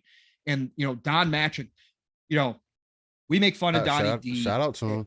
Shout out to him that he actually did this, right? That he went on camera. Like this, like I think this is like the first time he sat down and talked about it. You know, again, the guy made mistakes. There's no doubt about it. He was the quarterback. He had a vision. The quarterback takes the fall, but he believed in what he was doing. I'll give him that much. He believed it was still the right to this thing. Day. Still to this day. And for him to get on camera and talk about it, got to give him props, man. Got to give him respect. He knows he's not a well-liked person in this community by any stretch of the imagination, but he went in this documentary and he told his side of things. And I will say this, he believed in what they were doing. The unfortunate part is that you could see, and we all kind of know this who were following at that time, they lost the original vision, right? They lost touch with what they were doing, which was the games part of things. Had they marketed it differently, that Xbox One generation could have been different. Their ideas now in 2021, as we look back, weren't so far-fetched, right? They weren't so crazy. They weren't so ridiculous what they were talking about. It was how they did it. Having that press conference days before E3 and telling gamers to show up and then talking about TV. Yep. Worst decision probably in Ever. history as far as Ever. video games, Mhm. right? It's like one of the worst things you could have done was how you presented it first. And then to have E3 and try to make up for it after everybody was already just like, what are you guys doing? We're not going to hear anything you have to say. I was one of those. I was one of those people. I was done after I watched the whole conference. But again, just to see the personal experiences that they put in this documentary and the emotions, the blood, sweat, and tears that were behind this just really gave a new light for me personally to the whole thing. Like I said, I knew a lot of it. I knew a lot of the history, but there's a lot of things I didn't know. Them touching on the Red Ring of Death and going through that process, finally talking about the warehouses, the warehouse full, hundreds of thousands of failed consoles. That could have been their demise. Could have been their demise, making the fateful decision to stop production until they figured out what was wrong. All that kind of stuff. Huge to dive into that and actually talk about it. And I thought it was extremely interesting to see that. All the stuff about Ballmer that we hear through the years, this, and Steel and were talking to this behind the scenes. Ballmer, at the end of the day, for as crazy and wild man as he is, and for as much heat as he has taken for some of his decisions, Out his support though. Woo. Some of his support behind the scenes for Xbox were legendary. Okay, legendary. There's not too many not too many people in that position that would go ahead and make those kind of decisions. When the Xbox Red Ring of Death is happening, and I believe it was Ed who went to him and said this is what it's going to cost. These are our numbers. And he's expecting Ballmer to blow up. And Ballmer just says, do it. Do what you got to do. Make it right. Make it right. $1 billion, $1.5 billion. Make it right. That's crazy because they could have folded shop right there and then. Yeah, they could have said, oh, this isn't working. Y'all slipped. We are not here. But they did it. Again, that kind of stuff is invaluable. We got to see a little bit of Phil's rise. We got to see a little bit of everything that we know about Phil's, how he turned this ship around, bailed it out, first of all, because it was a sinking ship during Xbox One generation, bailing it out and getting it turned around on the right path. We got to see a little bit of that. I definitely would like to see more of that and some of the behind the scenes on some of those decisions and how he. I do too. 100%. Got to that point, how he talked Satya or what those kind of deals. Again, we'll never know fully the story, but I'd like to hear more about that from him personally and his perspective on things. And I think we might get that down the road in the future. But overall, this power on thing, I don't care who you are. Again, I'm not the diehard Xbox guy, right? People may think that because this generation, I'm all in on Xbox. It was my first choice. I'll get PlayStation later. But I'm not the hardcore Xbox guy, right? But I think no matter who you are, if you love this industry, this Power On documentary is huge, man. It's one of the best pieces of history that's been put out there about the video game industry. There's been some good ones, but this one right here, to peek behind the curtain and see how one of the major players got onto the scene, again, that's not going to happen from Nintendo. That's not going to happen from Sony. You might get some fluff pieces, but you're not going to get a real documentary like this, right? So credit to Xbox, credit to Microsoft for allowing this to happen. Glad we have it now to watch and to be able to appreciate how they got here. Just a superb work. I loved every minute of it. So. Yeah, I'm right there with you, man. It just demonstrated a lot of things to me that just didn't know behind the scenes. I mean, again, like but you don't know. Yeah. And for me to think that they were so in touch with each other and they weren't, it's just a dumbfounding thing to come to realize and to see where the industry is heading once again with look who's on the front of the charge. Yeah. To lead the people into victory. Now Phil has Satya. Same way Freeze had Ballmer. Yep. You know what I'm saying? And Satya is on board also. Satya, I'm pretty sure Satya came in off the back end of the 360 Xbox One generation. On Xbox One generation was like, I don't know about this whole console thing, man. This whole gaming thing y'all got going on. Microsoft is good, but I don't know. Y'all keep doing y'all thing, whatever. And then for Phil to come in and be like, nah, Satya, I need you to take this a little bit more serious. And this is my vision. This is what we're trying to do. And Satya to be like, Let's do that, Phil. Yeah, you're right. Let's do it. You see the vision change. Microsoft stepping back into what they're good at. It's not hardware. Nope. It's service. Forever will service. be. Software and service. They're in their wheelhouse now. It's crazy. It's just crazy to think about. Y'all check it out, man. Definitely, it can't go understated enough. With that though, I feel like we have to go after that just huge topic and just diving into the past, talking about the documentary and whatnot. I feel like now we kind of got to get into our year-end roundup. Okay. I feel like this is the more important piece of the show. And Crazy Louie, Santa Louie, if you're in the house, you can definitely make that announcement if you would like to at this moment. I'm going to, we went ahead and rolled, and I passed it off to Crazy Louie in the background. Ho, Santa Louie is in the house, and he's about to drop a gift for somebody, one of our lucky listeners today. Somebody special. Go ahead, Louie. Make it happen, brother. You drop it. You drop that name. I already rolled it, and I already gave it back off to Louie, so he's going to be announcing that winner here shortly. Whenever you do that, man, let us know so we can get in contact with that person. And when that person is announced, hey, get in contact with us, because I wasn't able to find you on Twitter. Pong, if you do have his Twitter, let me know.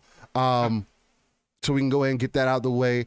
But we do already know who the winner is. We've already rolled it and everything. We ended up doing that in the background during the show and everything. So y'all stay tuned. But as soon as he do that, we'll get into that. But I feel like at this point, this is going to be a great time for us to get into our year-end roundup. Where basically what we're going to do is go over some games that hit for us. Again, I'll be right back. You're good. Again, I have a list of 33 plus games that I either have touched on this year or have played to succession. Or maybe I hadn't touched on and my wife played. So definitely want to give that perspective.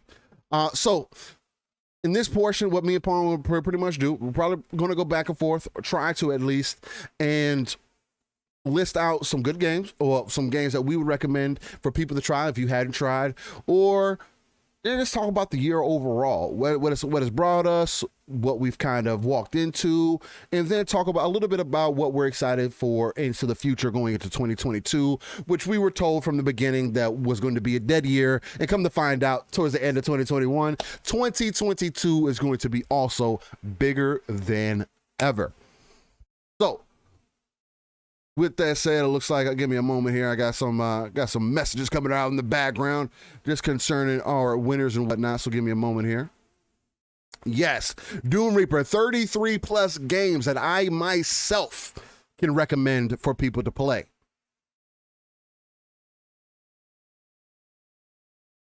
And I was looking at some questions, getting in contact with Santa Louie here in the background. Assyrian Carius, what's going on? He put 07. I don't know what that means, but all right. Shout out to you, man. Good to see you here. I feel like we should have you play some flute music like Mike Minotti. I was actually about to go through my list. So I was getting in contact with Louie, Santa Louie in the background. So I will announce the winner here now before I jump into that list. And the winner of the $100 gift card for Xbox. Hey, by the way, shout out to Porsche Power Ains. Hey, Ains. What's going on, brother? Country Gentleman's in here too, lurking all the time. Country Gentleman. What's going on, my guy? Hey, but shout out to y'all. Much love to having y'all here. But the winner of the $100 Xbox gift code is... Hey, and it's a wonderful guy. Shout out to Nix. Congratulations, brother. Shout out to you, Nix. Congratulations for winning, man. Definitely hit us up in the chat. Let me know if you have Twitter so we can hit you up on there. I believe you do, but I can't recall what your name is on Twitter. Let us know so we can make sure to get that gift code to you. We'll also have Louie get with you if he can. If not, Louie, let me know and I can get it to him on the back end. So congratulations to you, Nix. Shout out to Santa Louis for coming Shout through. out. Hold on, let me write this real quick. Winner of the $100 gift card. And yo, shout out to you, Nix. You're here on a week-to-week basis. The fact that we rolled it and it landed on you, man, is an amazing thing, an outstanding thing. Hopefully that can fund some of your Christmas purchases and whatnot, or maybe just or get you a gift something for special. yourself. Hey, maybe a gift for yourself. Exactly. Get some games. Exactly. Some games. Hey, add to that backlog, and go from there, man. But congratulations to you. Glad that you could win that. And again, shout out to Santa Louis himself for giving it out to us, because he didn't have to do that, man. We're on that road to 1,000, where hopefully at some point we could monetize. That's definitely going to be a point. That's definitely going to be something to be excited for, to where you guys can start. You know, if you love what you're seeing here, if you want to add some extra content to it and just give more opinions, you can start seeing your name in color at some point here soon. Hopefully sooner than later. He said that's 10 copies of Qbert. Qbert, oh man. My God, wow. Dude, Reaper, really? Doom taking it way back. Qbert was the deal, though, back in the day. I'm not going to lie. I popped a lot of quarters in the arcade. Oh, and one more time for Crazy Louie Gaming. He says in the chat, there is one more this Wednesday on the Crazy Louie Gaming YouTube channel. Subscribe and follow Crazy Louie on Twitter and Absolutely. on YouTube. Definitely do that. He's an excellent and magnificent gentleman. He's a crazy. Yeah, he's got a new show one. starting up too. So please do check out Louis, man. Just an awesome member of the community. Jumped in here and has exploded on the scene, as Boom likes to say. Yeah. Shout out to Boomstick. But Crazy Louis is just an awesome dude. Just go check him out. He's as real as it gets. So go check him out and follow and subscribe. Portia says, so Qbert Slater on my clock. All right. No way. Qbert was the deal, man. Step up for Qbert. I'm out. Yeah, that's right. Hey, all right. Well, again, I know some people say, 33 games. Yes. I'm going to go through about 33 games that I would personally recommend that I have either, again, played or touched on this year, or I have watched my wife play this year. And I believe there's only a couple in here that has falls into. But the list goes as follows. And Pong, you can kind of fall in line here, or you can bring up some titles that you think are going to be important, but I'm going to just kind of run through them. So here we go. Starting off with Halo Infinite. You got Kena, Bridge of Spirits, Scarlet Nexus. It was an excellent game for me. Battlefield 2042, Tales of Arise, Guardians of the Galaxy, Forza Horizon 5. Now, ladies and gentlemen, I want to stop right here real quick. The biggest thing of this, and that I do want you guys to know, this isn't all the games that dropped this year. This is just my list. This is just my list that I have gone through. Let me provide some perspective for people here, Steel. Please. Since you just brought up that. Depending on where you look right now, Wikipedia has over 500 games released this year. God. And if you go to OpenCritic, they have over 600 titles that have been rated this year. Okay.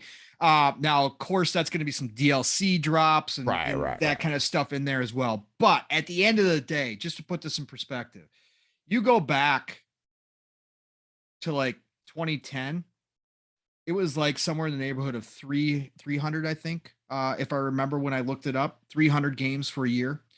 That's why this is the golden age of gaming right now. Yeah. And again, this is only going to continue to grow. It is crazy to go back. Just go back. Wikipedia actually has lists of games for all the years. Go back to the 90s. You're talking about, like, if you're lucky, 100, a little over 100. Yeah. 100 games maybe. We're talking about 500 to 600 titles this year alone. And this is supposed to be a down year. Funny. This is a crazy time to be alive. Go ahead. Continue, Steel. Yeah, to continue, Mass Effect Legendary Edition, Outriders, Death's Door, Destiny 2, Nier Replicant, Assassin's Creed Valhalla, Biomutant, Phantasy Star Online 2, the update, Dungeons & Dragons Dark Alliance, The Ascent, Hades, Origami 2, MechWarrior 5, Hot Wheels Unleashed, The Rift Breaker, Chorus, Everspace 2, Final Fantasy VII, Second Extinction, Black Desert Online, Marvel's Avengers, Dirt 5, Guilty Gear Strive, Diablo 2, and I also threw Dead Space in there because I did touch on that for the first time this year. And we also got some announcements this year on that for the remake. Ladies and gentlemen, that's 33 games just this year, and most of those games you could go in and play on Game Pass right now. That is such an amazing thing to think about because kind of like Pong was saying, giving you that back end, giving you a perspective. This is why we say this is the golden age of gaming. You have more accessibility. There's more to play. You don't have to be so entranced. I don't get it why everybody feels like, oh, if it's not first party AAA bangers, I'm not playing it. That's a personal problem. And I can't do nothing about that for you. If you need some reason, if you don't like these little indie titles, sorry guys, that's you. Death's Door I thought was an amazing game. It's still one of my top 5 in my game of the year kind of conversation. And to have that kind of conversation, I do want to bring up that while passing it back off to you, Pong. Pong, what would you say your top 3, I don't say 5, but top 3 games of the year would be that you would recommend to anybody? You're on mute. You're on mute, Pong. You're on mute. I'm on mute. Professional podcaster. I can't believe you're doing this to me. This is off the cuff. You're asking me for my top 3 games. Yes, off the cuff. First they come to your head. Bro, I can't even look. I'm a grazer. Do you know how many games I've touched this year? You touched quite a few. But if somebody walked up to you and said, Pong, I need 3 games to play right now, what would be the 3 games that you'd be like, you know what? I would recommend these to you. Good God, man. That's and it could change. It could be completely different tomorrow. You're really putting me in a spot, brother. And again, I've only been grazing on the Xbox side of things, so this always sounds bad. But okay. Let's see. Okay, let's smoke while you think about that. I'm gonna throw you some smoke. The reason why it's only on the Xbox side of things, because what have you been playing on the other side of the spectrum? Sure, there's games there. Let's go through that list. Let's shout out to Shoney. Let's go through the list. So, you've had games like Destruction All-Stars, Returnal, Ratchet and Clank, Demon Souls. What else? You had Sackboy, you had Astro, you had what else? What else you got in there? Demon Souls. What else you got in there? Oh, that's my point. Sorry, ladies and gentlemen. There has been, again, a lot of these games are also on both sides of the fence. So you could play them on either console. There's been a lot of these games that are cross-platform, so that you could play on either one. So depending on where you're playing at, my biggest point is there are games to play. Maybe there's not your specific kind of games that you're looking for, but there is plenty to play.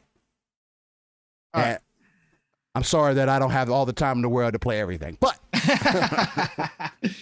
all right. Well, look, this is too easy it's not too easy because there's a huge list. Again, Hitman 3. Start off the year. Ooh. Nobody should miss Hitman 3. Okay. Nice. If it's not your style, I totally get that. I'm not saying you have to play Hitman. I'm just saying that if you have any interest in Hitman, Hitman 3 is simply amazing. Okay.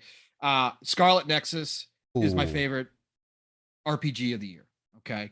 But then you've got obviously Forza Horizon 5, although right now, after that last update, they do have some fixing to do. It isn't perfect right now, but it's still just a fantastic game to jump into. And then of course, Halo Infinite. It's just those, it's been such a crazy year because there's so many good games. There isn't the dominating games, right? There isn't the dominating games. Like I could touch on like Death's Door, right? From what I played, absolutely love it. Chorus. I've been preaching about Chorus for the past 2 weeks. I think this is a game that any space shooter fan needs to play. It is that great. I could jump in here and say Battlefield 2042 isn't as bad as what everybody's saying, and I'm having a great time every time I jump into Battlefield 2042. It's good all of a sudden now for a lot of people. Right. But I'm just, you know, there's so many games this year. That's why it's so difficult, because there isn't like the heavy. I mean, there is. You got Halo Infinite, you got Forza, right? So you got your heavy hitters, right? Returnal, you got Ratchet and Clank, right? You got some games. Hades dropping. Hades is a last year game, but dropping into Game Xbox Pass. this year. I finally got to play Hades. There's smaller games like Curse of the Dead Gods, which if you love Hades, everybody should go check out the Curse of the Dead Gods.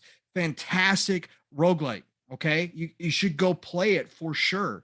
There's all these games out here. If you're classic JRPG style game, if you want that classic, go play Chris Tales, right? Chris Tales is amazing. There's been so many of these titles that have come out this year that it's really hard for me to narrow down. I know you gave your 30. I was just going to go month by month and take a look. But no. We don't have to do that. Like I said, there's too many out there. The Forgotten City. If you guys, again, want a narrative driven game based on the creation engine, this was supposed to be a mod for Skyrim, which they actually turned into a full game with Bethesda's blessing. Forgotten City is a fantastic title. Go try it out. Man, I'm trying to think what else. I've touched so many games this year. It's not even funny, man. I still say, surprisingly. Yeah, no, I still say Back 4 Blood is a great game. I know it didn't come out the way a lot of people expected it to, as far as being that real Left 4 Dead follow-up. It is a spiritual successor. Some people think it does not have the spirit of Left 4 Dead. I still think it's a great game to sit down and play co-op with friends. It is a fantastic experience. Turtle Rock knows what they're doing. Tencent just bought them, unfortunately, but Turtle Rock is very good. They know their style. They are veterans. Again, they did what they know best, and Back 4 Blood is still a great game. It's just got kind of lost because so many other games come out in the meantime, and it didn't hit the same, because you can only capture magic in a bottle so many times, right? Left 4 Dead was a moment, right? So, but they tried, and I think it's a really good effort. Look, if you're looking for that Forza Horizon experience, but in esports, go play Riders Republic. It's a great freaking game, man. I was like not interested until I played the demo. But Riders Republic is a great experience for people that are looking for that. Really, there's something for everybody this year, which is, I mean, there always is, but Psychonauts 2, can't miss Psychonauts 2. Flight Simulator, off the charts, right? Just so much goodness this year. I think overall, just looking back on this year, Steel, again, this was supposed to be a down year. A lot of people downplayed it at the beginning, saying that the pandemic was going to delay a lot of games, which it did, right? The pandemic did delay a lot of games. We also got a lot of games. We got a lot of games. A lot of those 2020 games that were delayed got pushed to this year. It just filled all the holes up, right? We got a lot of surprises that came out of nowhere, especially from the indie scene. Riftbreaker, another great example. What a great game. Right? I got to get back to that. What a great game. It's sitting there. It's downloaded. It's ready to rock and roll. I got to get back to it. But we had so many unexpected titles that showed up this year as well, that kind of blew people's minds. Again, there was not that big core group of games that everybody was universal. I mean, yes, now we have Halo, and it's universally loved, right? Forza got its moment in the sun and was definitely one of those universal. But overall this year, we didn't have that experience. Sony did have some really good games. Nintendo had Metroid Dread drop, right? Everybody kind of showed up this year, but it was just a great year for gaming. Just not one of those explosive, like, oh my God. Like I said, end of the year, you could say Halo did it, right? Halo definitely came back. The king showed up. Everybody's remembering why it's king, and it's getting the attention it deserves, right? It's blowing up. But overall, we had the Deathloop, right? Which I haven't had a chance to experience yet, but I can't wait next year when it drops on Game Pass, or if I get a PlayStation 5 first. Deathloop, fantastic game from just an awesome studio in Arcane. that a lot of people forgot about in the ZeniMax deal. Right. So I just think this year, 2021, looking back, was really just a superb year for gaming in general. And I'm looking forward to 2022 and 2023 because those are even more loaded. And we are going to have some big titles from everybody dropping. Right. We got Breath of the Wild 2 coming at some point from Nintendo. At some point, I'm saying 2022, 2023. We know we're going to get Breath of the Wild 2 somewhere in there. We're going to have your God of War. We're going to have your Horizon Forbidden West. We're going to have Starfield. We're going to have brand new IPs like Redfall and Starfield dropping in, right? We're going to have those big, heavy names coming out with some big games. And so this year is just something to sit back and appreciate for the not only quantity, but the quality that we did get this year. Plenty year. of quality games. That's a big thing. Yeah, just plenty of quality, man. That's the main thing. Don't let anybody tell you that there wasn't any quality games. Don't let nobody sit here and really be intellectually dishonest and say, oh, there was no good games that came out this year. Well, right. I'm sorry that didn't meet your satisfaction. I'm sorry that you have this, oh, the games need to be a certain way. It is what it is.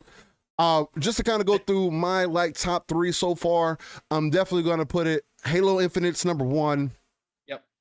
Mass Effect Legendary Edition is number 2. But that's fair play. Yeah. And then Scarlet Nexus is number 3 for me. Okay. And then I definitely got to put Death's Door at 4. And then look through my list. Number 5. And I have to throw this one in there because it was originally up there in my top 3. And it still kind of is. My top, these 5 that I'm giving you, again, they could be interchanged with each other. I tried to keep it at 3, but I got to throw Guardians of the Galaxy in there too. I was just going to say, we didn't even. Guardians of the Galaxy. I have to throw Guardians in there also. Just those 5 games in themselves offer so much variety. Yeah. In an era where we have too much to play, where you can't play everything. No, Far Cry 6. A lot of people love Far Cry 6. Came out. Right. I got to play that still. I mean, there's just, Jago. Jago. I got to laugh at you. I love how people say they whittled down their backlog this year on Twitter. Tell me how that backlog looking next year. Again, I stopped calling it a backlog at this point, Jago. It's a library. Okay. Yeah. It's just a library of games that I have that I'm going to check out. From time to time. that's where we're at this point, because it's not going to slow down. There is it's full goal from here on out. This is it. But yeah, brother, you're spot on. I knew you were going to bring up Guardians. I was gonna bring it up if you didn't, because I was like, God, Guardians has got to be in there somewhere. Right? Oh yeah, Guardians is definitely in there for me. And just again, I'm just like Pong said, there was 600 games announced this year, released this year, and I only gave you 33. Right. And then Pong gave you more, which the list ended up being about 40, over 45, almost 50 different titles. And I'm forgetting a ton. I mean, we both are. There's still, these are just ones that we're picking out from the year that were influences on us. Yeah. That is crazy to think about. Because most of the time, when we tell you, I can tell you 2 games that I played last year: Black Desert Online and Destiny. Those are 2 games. And that can happen again. There's always going to be a multiplayer game that takes precedent over everything else. But to me, what makes this so great is because of services like Game Pass, because of services like Ubisoft Plus, because of services like EA Pro, Play Pro, and things like that. I have been able to invest in more games than I have ever would have previously. Yep. Day one. Yep. If I had interest in it, bought it. Scarlet Nexus. It wasn't in Game Pass originally. It wasn't on any services originally. Me and Paul bought that day one. Boop. I beat that game. Excellent game. And most of these games are games that we have, that I can definitely say that I have either beaten or have put a lot of time into. That's the other important part. And I know Paul likes to say, Paul says, I'm a grazer and everything, but don't let Paul fool you. Paul's put a good amount of time in a lot of these games also to give you that experience, to give you that perspective, to let you know that, hey, you still have choice. Like sometimes I just get on my console or I get on my PC and I'm just like, man, what do I want to play? Of course, I'm always going to settle in. Oh, I want to play a PvP game. You know what I'm saying? Or of course, I'm going to settle in on or whatever other game. You know what I mean? But I have to sit down and really ask myself that. Now I'm sitting here because we got some time. We don't really have anything releasing. Okay, well let me download download Horizon. Let me get that complete edition. Let me give that a run. I was interested in it before. Our people say up and down things about it. I want to try it out myself. Fantastic. Look, right? There's time to do that. Going through your catalog, taking out the decisions. Like Pong says all the time, play what you love and love what you play because that's the only thing that matters. Wake up and realize that we are in the age of accessibility. Wake up and realize that you need to pull yourself out of the world and experience a little bit of everything. And if you can't, or if you're like me and like to indulge yourself within these worlds and really dedicate yourself to these worlds and everything, sink hundreds of hours into them sometimes, then do that and enjoy it. Nobody needs to feel pressured like you need to beat the game tomorrow. Like I keep seeing people, Halo Infinite is the best example. I keep seeing, the game has only been out for 3 weeks. And I keep seeing, well, not even, if that, 2 weeks. Not even 2 weeks. Not even. And I keep seeing people say, oh, there's only been 5% of people who beat the game. What are we fucking talking about here? All that garbage has got to stop, man. Are y'all serious? Now you're trying to gatekeep how long it should take somebody to play a game? Dog, mind your damn business. Go kiss your wife. Go kiss your kids. Go do some work outside. Go work on a car. Go do something. Get some help. There you go. Thank you, Pong. Tell the people. Get some help. God damn. I don't get it. Don't. There's other conversations that we could be having that are so much more important than the console worship that we have going on. And if anything, I feel like this year in gaming, like I do this thing in gaming, but this year in gaming has been one of the most impactful years that we've had in the last decade. Impactful, start to finish. And this is coming off the heels, first year of the console generation, new console generation. Look, people want to create all these rules, Steel. I think I have this feeling that there's this group of people, and again, we're a small portion. So again, in reality, this is a us problem in this community kind of type deal. There's all these people trying to create rules for what it means to be a gamer, and you got to fit into certain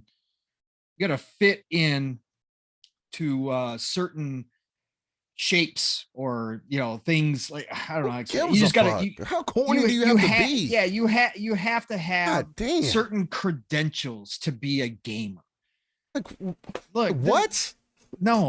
What are we doing? We're not gonna do this. We're not gonna do this. Everybody needs to enjoy how they enjoy. Again, I enjoy games a certain way. I enjoy the experience. I enjoy grazing on a lot of different worlds and a lot of different games themselves. I just like that, right? I don't have to complete a game to feel like I played a game. Again, I'm not going to come on this show or any other show and act like I finished a game when I didn't and try to give you a overall score and try to deep dive a review. No. You're going to get my opinions. You're going to get my overall impressions of a game. I can talk about the controls. I can talk about the graphics. I can talk about how, the story up to a certain point is. I can do all of that, but I'm never going to be that guy that tries to fake it, right? That's not me. I'm going to always say I grazed this, or I'm going to tell you, yeah, I actually finished this game, right? That's how I am, but that's just how I enjoy it. I understand people like Steel who like to really, go at a game, start to finish, let's rock out, let's do this. I want this whole experience. That's cool too, right? I just don't see why we have to have all these rules and laws about how you're going to be a gamer. All this stuff we just talked about, Steel, about about 2021 in review and looking back at all those games. You know what we didn't even talk about? We didn't even talk about all the old games that got updated. Exactly. We didn't even talk about all the new content. We didn't talk about the Division 2 being updated to 60 frames per second, and that I spent probably an extra 200 hours. We spent Division another, 2. yeah, exactly. We spent so much time in the Division 2 when they released that update. Right. So much time. And replaying that again. Skyrim Anniversary just came out. I'm at about 150 more hours into Skyrim again.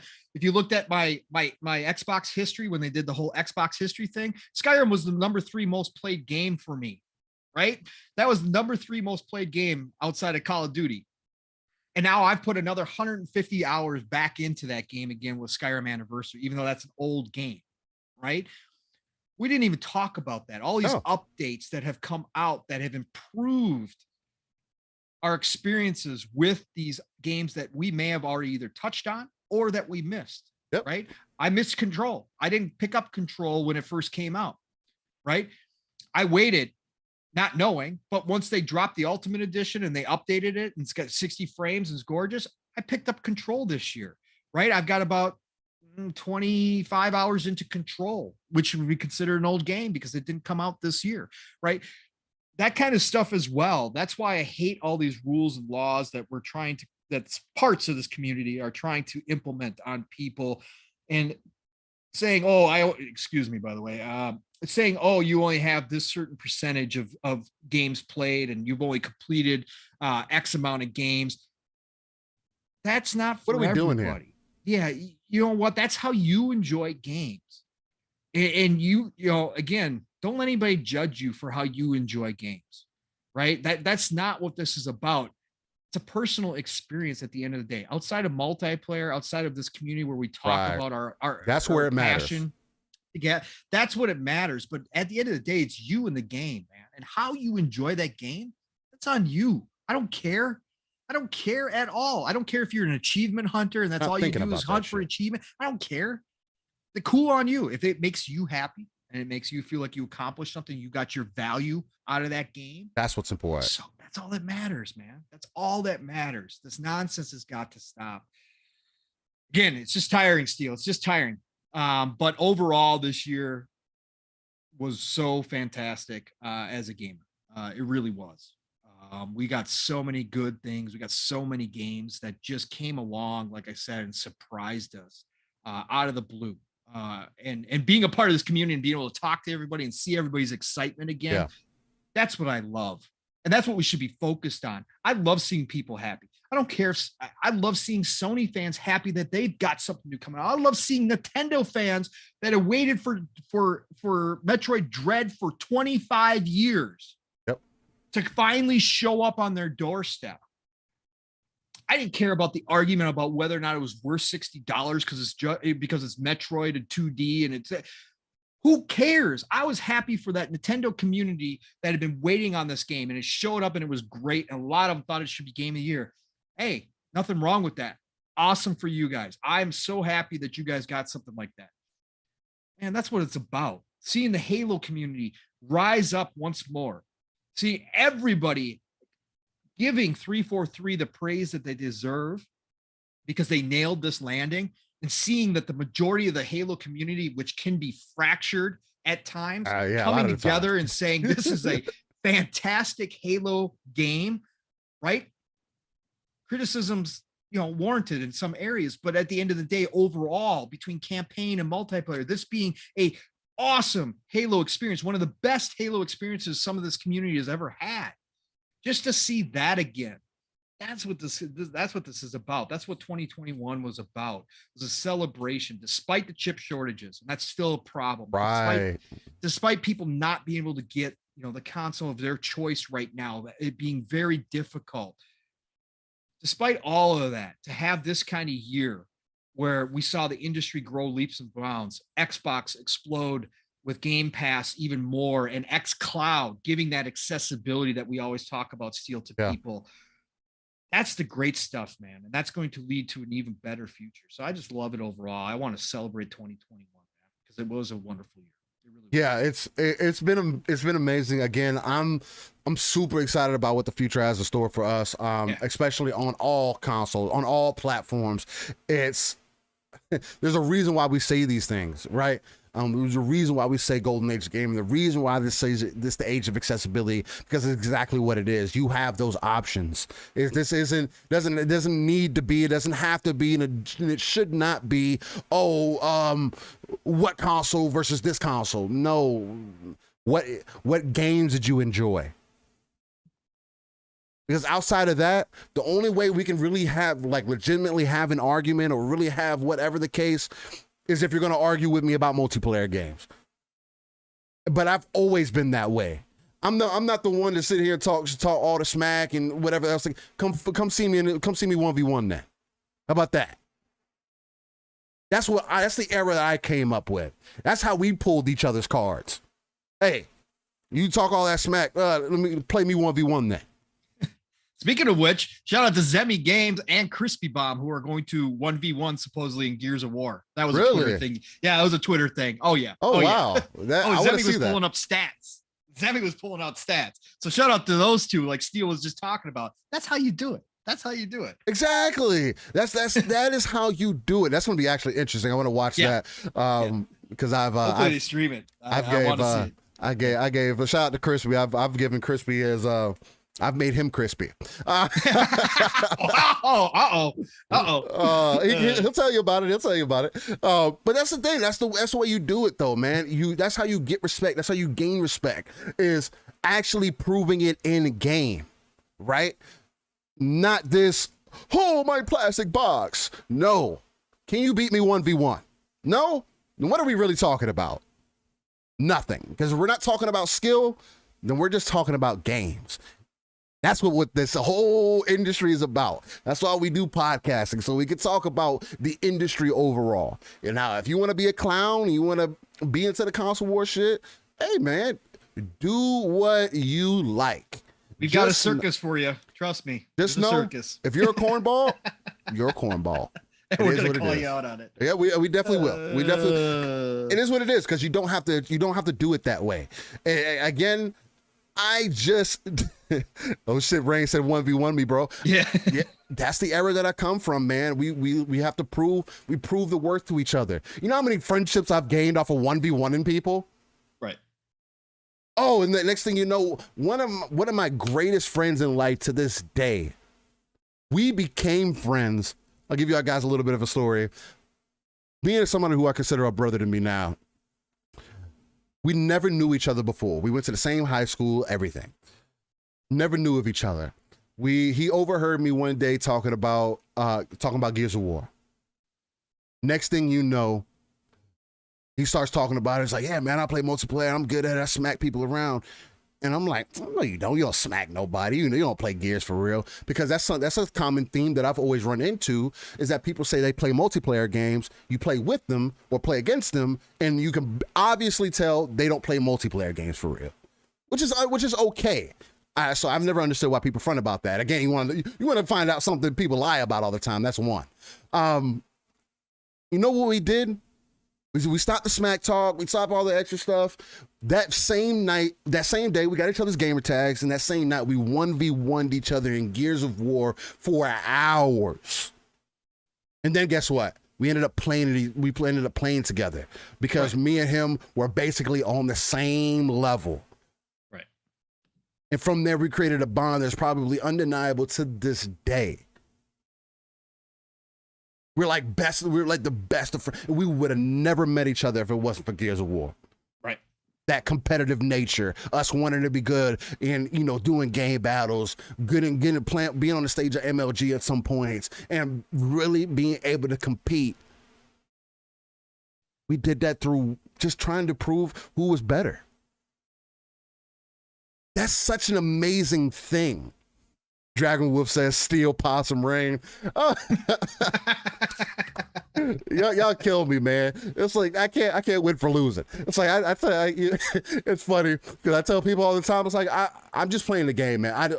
I'm not, especially these days. I can't be a tryhard like I used to be. I'm not so obsessed with my KD. I'm not so obsessed with just like whatever. But honestly, I've never been that way. I've always been team focused, or how are we going to win this game? I just happen to be good at it. So it's like when I tell y'all, hey man, I'm just playing the game. People are like, "Oh, you're trying hard." Hey man, you believe what you want. Believe what you want. I'm just here. I'm just here to have a good time because this is what the fun that I get out of it. I put these limits on myself and all these expectations that I have to be at a certain level. That's why I play games on a harder difficulty. I don't have don't let to. Steel fool you, everybody. He's putting deodorant on everywhere. His hands under. He's got extra deodorant on. Everywhere. He's going in. Right here, all the way down my forearm, so that when I sweat, it rolls into my hands, so it dries them off as they perspirate. That's hilarious. That's hilarious. But that's what it's about, man. We want y'all to be able to look back, especially as we get into Christmas next weekend. Which, by the way, Living Splitscreen will not have an episode next Saturday since it will be Christmas. Sorry, everybody. I know it's shocking. Ladies and gentlemen, we are going to take the weekend. We got to take a break. Fam is more important. Just enjoy gaming. Enjoy the future that we're moving into, because I believe, and I'm pretty sure Pong believes also, that we're moving into a space that nobody, not one of us, could have ever predicted. And I think it's only going to grow the industry exponentially in a way that we will hopefully get a documentary for and look back on and say, wow, look where we came from. That's why we do upcoming games. That's why we do This Day in Gaming, because when you go back 30 years, gaming was completely different than what it is now, and nobody anticipated to be where it's at today. Nobody anticipated that back then. No, you can go back and read the articles. They got clips of people talking about the video game industry, like from Parker Brothers and stuff, from traditional game companies, right? Some of their higher ups, they were asked, like some of them, like, well, are you guys going to get into the video game market? And there's actual articles stating where they were like, this is a fad. Yep. It's just a fad. It's going to blow over. It's going to go away. But board games and traditional gaming will always be there. Yeah. Guess where that's at now? Could they be any more wrong? Could they be any more wrong? Guess and now we see resurgence board gaming, which over the past which is cool. 5-10 years as well, too. Which is really cool, which is really dope. Because I mean, we do need that. I mean, there's nothing wrong with that human interaction, but I feel like you get it enough in your day-to-day life. Come on, guys. Let's stop bringing it into your online life and making you seem like you're tougher than what you are. It's completely unnecessary. You're not Bernie Mac. You're not Cedric the Entertainer. You're not, who else? You're not Dave Chappelle. You're not funny. Clowning about consoles, it's not funny. Sure, we can have our ups and downs about which console has better games. At the end of the day, it's not funny. And I don't get why y'all think it's funny. But that's just me. With that being said, C4 Skill says Paul must have partied hard last night. Why? No, I'm just tired. He said he's just tired. All right. Why did I party hard last night? Why? Because I was rubbing my eyes? Yeah, no, my allergies are off the charts too. Because it's once we come into the dry season, the winter up here. Because I'm in the north, for anybody who doesn't know, anybody new to the chat, I'm up north. So we got snow. We're in the freezing cold. So when that changeover happens, my allergies go through the roof, and then my eyes get super dry. It's like awful. That sounds about right. Drops in. Yeah. No, we were going to talk about the whole NFT situation. I don't know if that's really worth, to me personally, really diving too far into. I do want to give people a little bit of a kind of the thing with NFTs. One of the reasons why I wanted to kind of bring this up is because I do believe that NFTs in gaming shouldn't necessarily be a thing. Keanu Reeves had an excellent interview when he was talking about the movie and everything with him recently, where he kind of laughed at it. NFTs are essentially like what people are considering like autograph collectibles. Essentially, that's the best way to look at it. And I know people saying, oh, it's all for big business. No, there's a lot of smaller people who are actually doing the same thing. And I believe that as long as it doesn't affect gaming in a way to where you get some kind of benefit from the game, like becoming a game god or whatever the case might be. As long as it doesn't head into that direction, if it's just for design or custom characters or whatever, like let people sell their art, man. Like if that's one way to do it, I'm not so biased to that. But again, I don't want it to run into one scenario where it does turn into that. We already have enough whales and other games without it having something like this. There's people, again, Black Desert Online is one of the #1 games that I could probably spit out to you that has that best example. Some people consider it pay to win because you can literally spend thousands of dollars on the game and get the best gear. But guess what? The caveat is you can't just spend $100 and get good gear in the game. You have to spend $5,000 to get the top gear in the game. Who the hell is spending $5,000 just to, me and you aren't. The typical consumer isn't. People in the chat, y'all are spending $5,000 on Halo just to get cosmetics or to get the best BR in the game. You're not doing any of that. But if it's only cosmetic, again, I don't see an issue with that. Now, is there better ways that it can be done? That you can give people ownership for the designs and things like that? Yes. Are they going to get paid for that, though, is my question. And I do see this as not going to say it's a good way, but a avenue to open up for other creative artists to kind of sell their work online. Again, the best way to look at it is an NFT is basically like a signed autograph. You have the original copy. There's people that can have other copies and pay for those copies. But there's only one original signed autograph. And that's kind of that's essentially how it works. So, and just kind of give people a definition of what NFTs are, because some people might not know.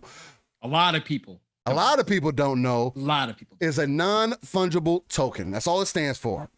I'm pulling this from BBC.com.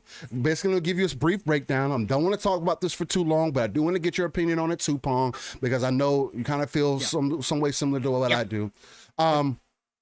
So it goes as follows. Where Bitcoin is held as the digital answer to currency, NFTs are now being touted as the digital answer to collectibles. So that's exactly why I said it's like signed autographs. But plenty of skeptics fear that there's a bubble waiting to burst. What is an NFT? It's a non-fungible token. In economics, a fungible asset is something with units that can be readily interchanged like money. With money, you can swap a $10 euro for two $5 notes, and it will have the same value. However, if something is non-fungible, this is impossible. It means it has a unique property, so it can't be interchanged with something else. Jago says he's out already. Again, the crazy thing about this, it's not for everybody, and it's not meant to be for everybody. And that's okay. But to kind of give you the rest of the breakdown, I'm going to pass it off to you, Pong. And I'm also going to touch on a few things of how it kind of works before I pass it off. But NFTs are a one-of-a-kind asset in the digital world that can be bought and sold like any other piece of property, but which have no tangible form of their own. The digital tokens can be thought of as certificates of ownership for virtual or physical assets. Again, the only difference is that you're not going to go buy that painting and take it at home. You have that painting digitally. That's all that it is. And you have ownership over it. Again, there's still going to be that one painting that's real, but you're paying for rights, for like digital rights, for an example. How does it work? Traditional works of art, such as paintings, valuable precisely because they are one of a kind. But digital files can be easily and endlessly duplicated. With NFTs, artwork can be tokenized to create a digital certificate of ownership that can be bought and sold. I feel like this is the most important part, because as of right now, it is difficult for digital artists to sell their work without it being plagiarized and sold as something else, or other people getting credit for it. Again, I am not saying that this is the end all to be all and this is the best answer, but I do feel like this is a step in that direction. Do I feel like it needs to be in gaming? Not if it's just cosmetic. I don't care. But I know, and this is people's fear, that if the big companies start getting more involved with this, then it can become a snowball effect and become something much worse, i.e. giving people the digital authority to be a god of a game. Or because they were talking about NPCs and everything. I understand that aspect of it. So I know why people don't want it in their game. I get it. Pong. Yeah. How do you feel about this whole thing? I don't want it for to be this this rounded out thing, but you know where I'm coming from. So yeah. How do you feel about the whole NFT situation? Because Stalker 2 pushed back. They said they were going to do it for cosmetic purposes. You could be an NPC in the game. You could play as one of the NPCs in the game or whatever the case might be. There was a bunch of people that came out and said, oh, well, I'm not going to invest in Stalker 2 now, which, okay, well, you're not doing research, but that's okay. And then so Stalker 2 kind of pulled that back and said, all right, well, we hear you guys. We're not going to do it. Yeah, GSC. Yeah. So how do you feel about this whole thing? Do you feel like it's important? Do you understand it? What can you tell the people, man? Okay. I know you said you didn't want this to be a big topic. I mean, I know. Here's the deal. Where do I want to start? First of all, personally, I think NFTs are ridiculous in concept. Okay. That's me personally. Right. However, I am also old enough to know that I have thought of other things as being utterly ridiculous in the past that have turned out to be the next big thing. Okay. So I've seen that happen. NFTs are annoying to people and they've become the popular thing to hate because, first of all, the concept is hard to wrap your brain around. Right. When somebody talks about, I have the NFT or I have the original meme and I own that meme, even though a million other people can post that meme daily on Twitter, it's hard to wrap your brain around that has any value. Okay. I get that. And I'm in the same boat. Like, I think it's ridiculous. Right. It's being pushed hard right now because NFTs are a part of cryptocurrency. Right. Okay. And blockchain. Right. Blockchain has the potential to change the world. It has the potential to do a lot of bad things. It also has the potential to do a lot of great things. Right. Okay. Blockchain could eventually give us all the privacy that we all strive for in life with our personal information. Right. It could give us the privacy. It could also be abused by the government in a lot of different ways. Yeah. Cryptocurrency is the same thing. Cryptocurrency could be the future. If something happens in the world, the internet, and there's a collapse, well, let's say there's a collapse if there's a collapse in regular currency, paper currency throughout the world, cryptocurrency is going to be the only thing that allows you to get by. Okay. Let's just put it that way. It would separate people into two classes, much like we already have in everyday society. But cryptocurrency would be the thing that's hanging around. So you're seeing this push with NFTs because it's backed by cryptocurrency bros and girls, right. And it's also backed by blockchain, and those two things are huge right now in the tech world. So NFTs are getting pushed. NFTs have become a cult-like thing, right, as well, which I think is what annoys people, because we have people pushing NFTs every day online. Even though I don't follow NFT people, I don't either. I have NFT stuff popping up in my in my feed every single day, right? So it has become the cool thing to hate. And like Steele just talked about, whether or not it needs to be in gaming is a discussion we can have. At the end of the day, it's kind of, to me, this is the same thing as when everybody was up in arms about horse armor and Oblivion and Bethesda.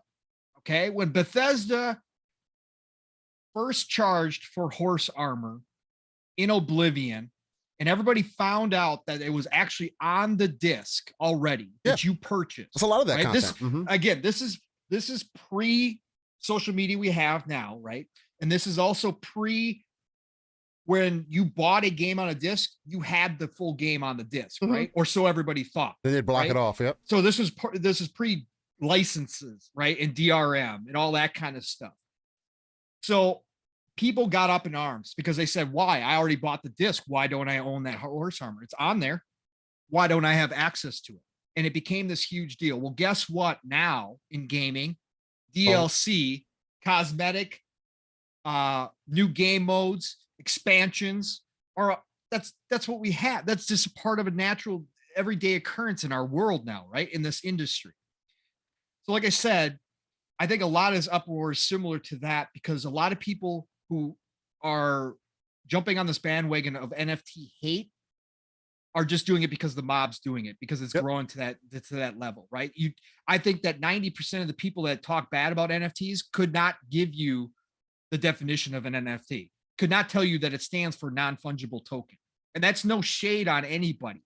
Again, this stuff is it's complex when you dive into it, and it's very hard to wrap your head around because it's new. It's complicated. Right? It's new. So I think a lot of the hate out there is just manufactured by the mob. And I think that it becomes cool to hate on things. We've seen it so many times repeatedly that I think that's part of it. Now, as far as specifically what happened over this past week, Ubisoft opened up Pandora's box by coming out and saying they were going to do it. Yep. When it comes to like companies like Ubisoft, EA, I don't trust it.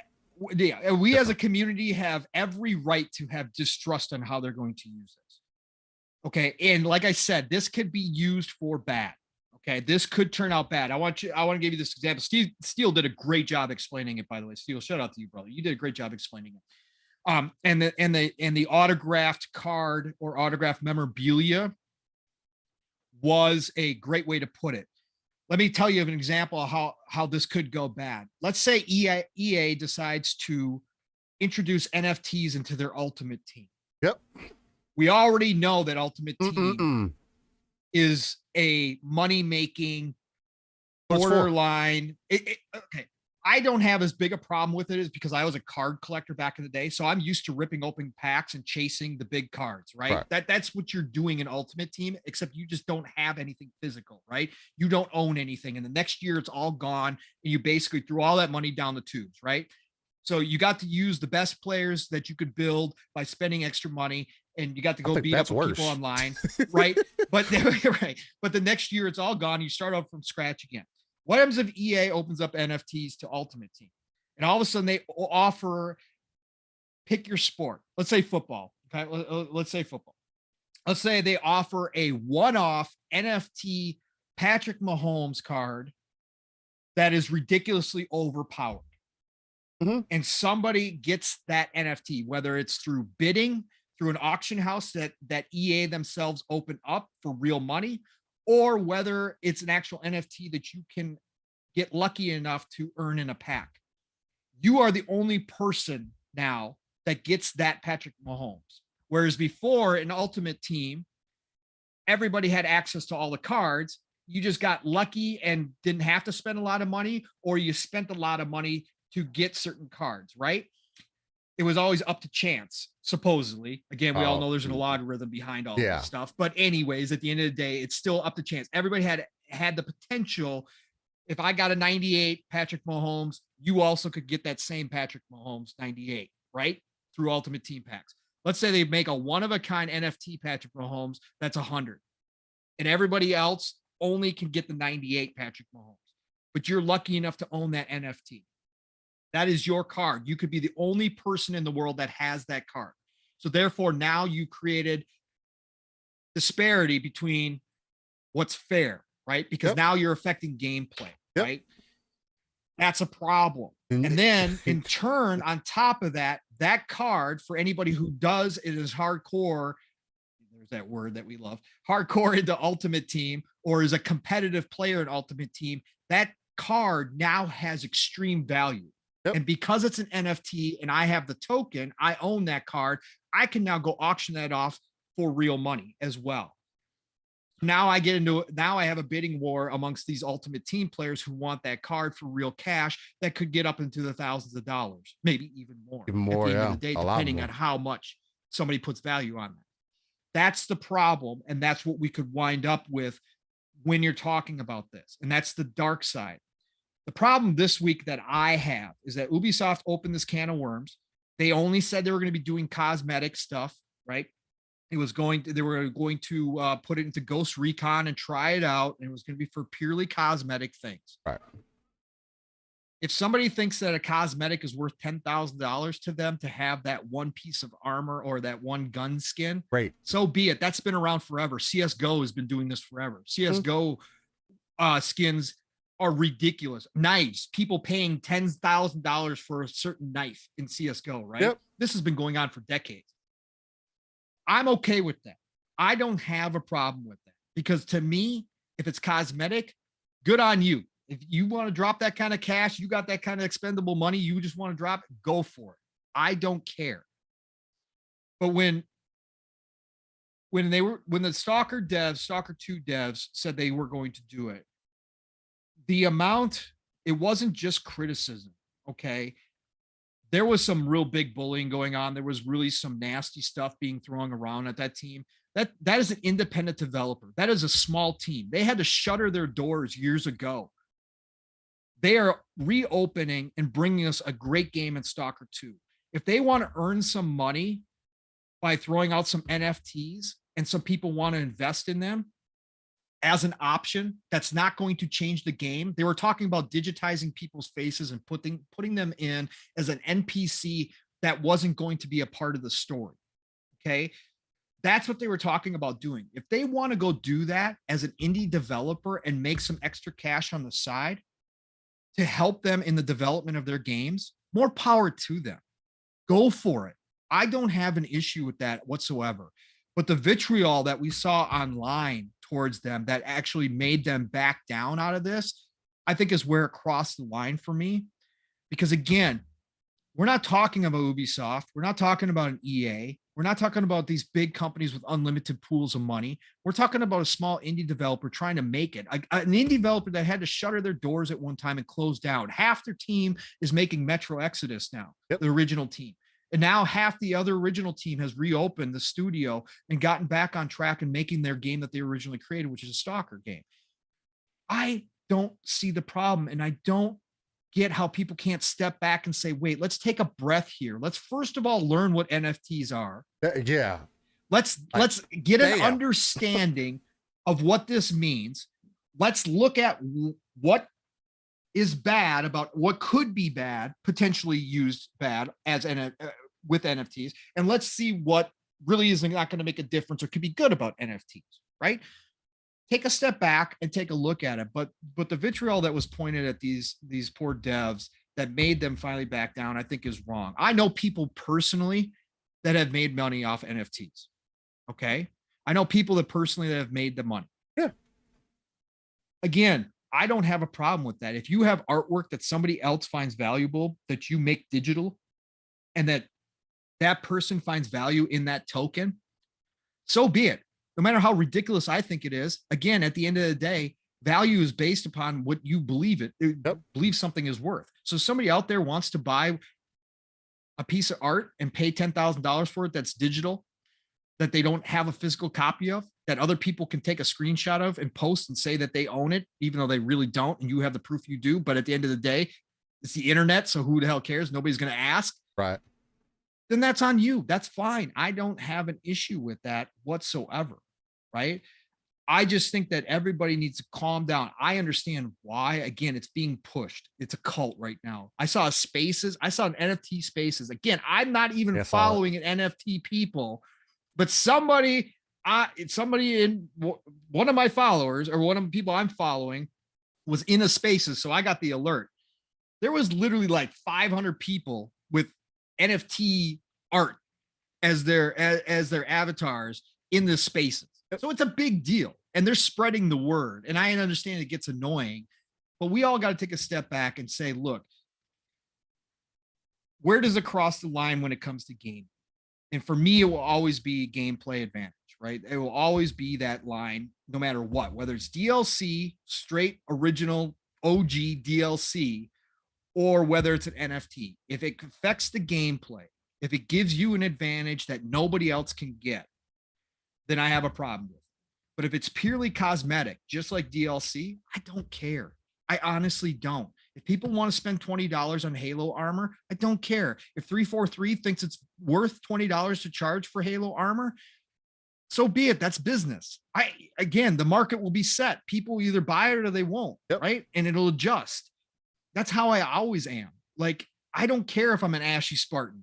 Shout out to Iron Lords. Shout out to Cog. I don't care if I'm an Ashy Spartan at the end of the day. Somebody does, okay, and they want to spend their money, okay, it's an option. As long as it's optional, I don't care. Don't participate if it's not something you want to participate in.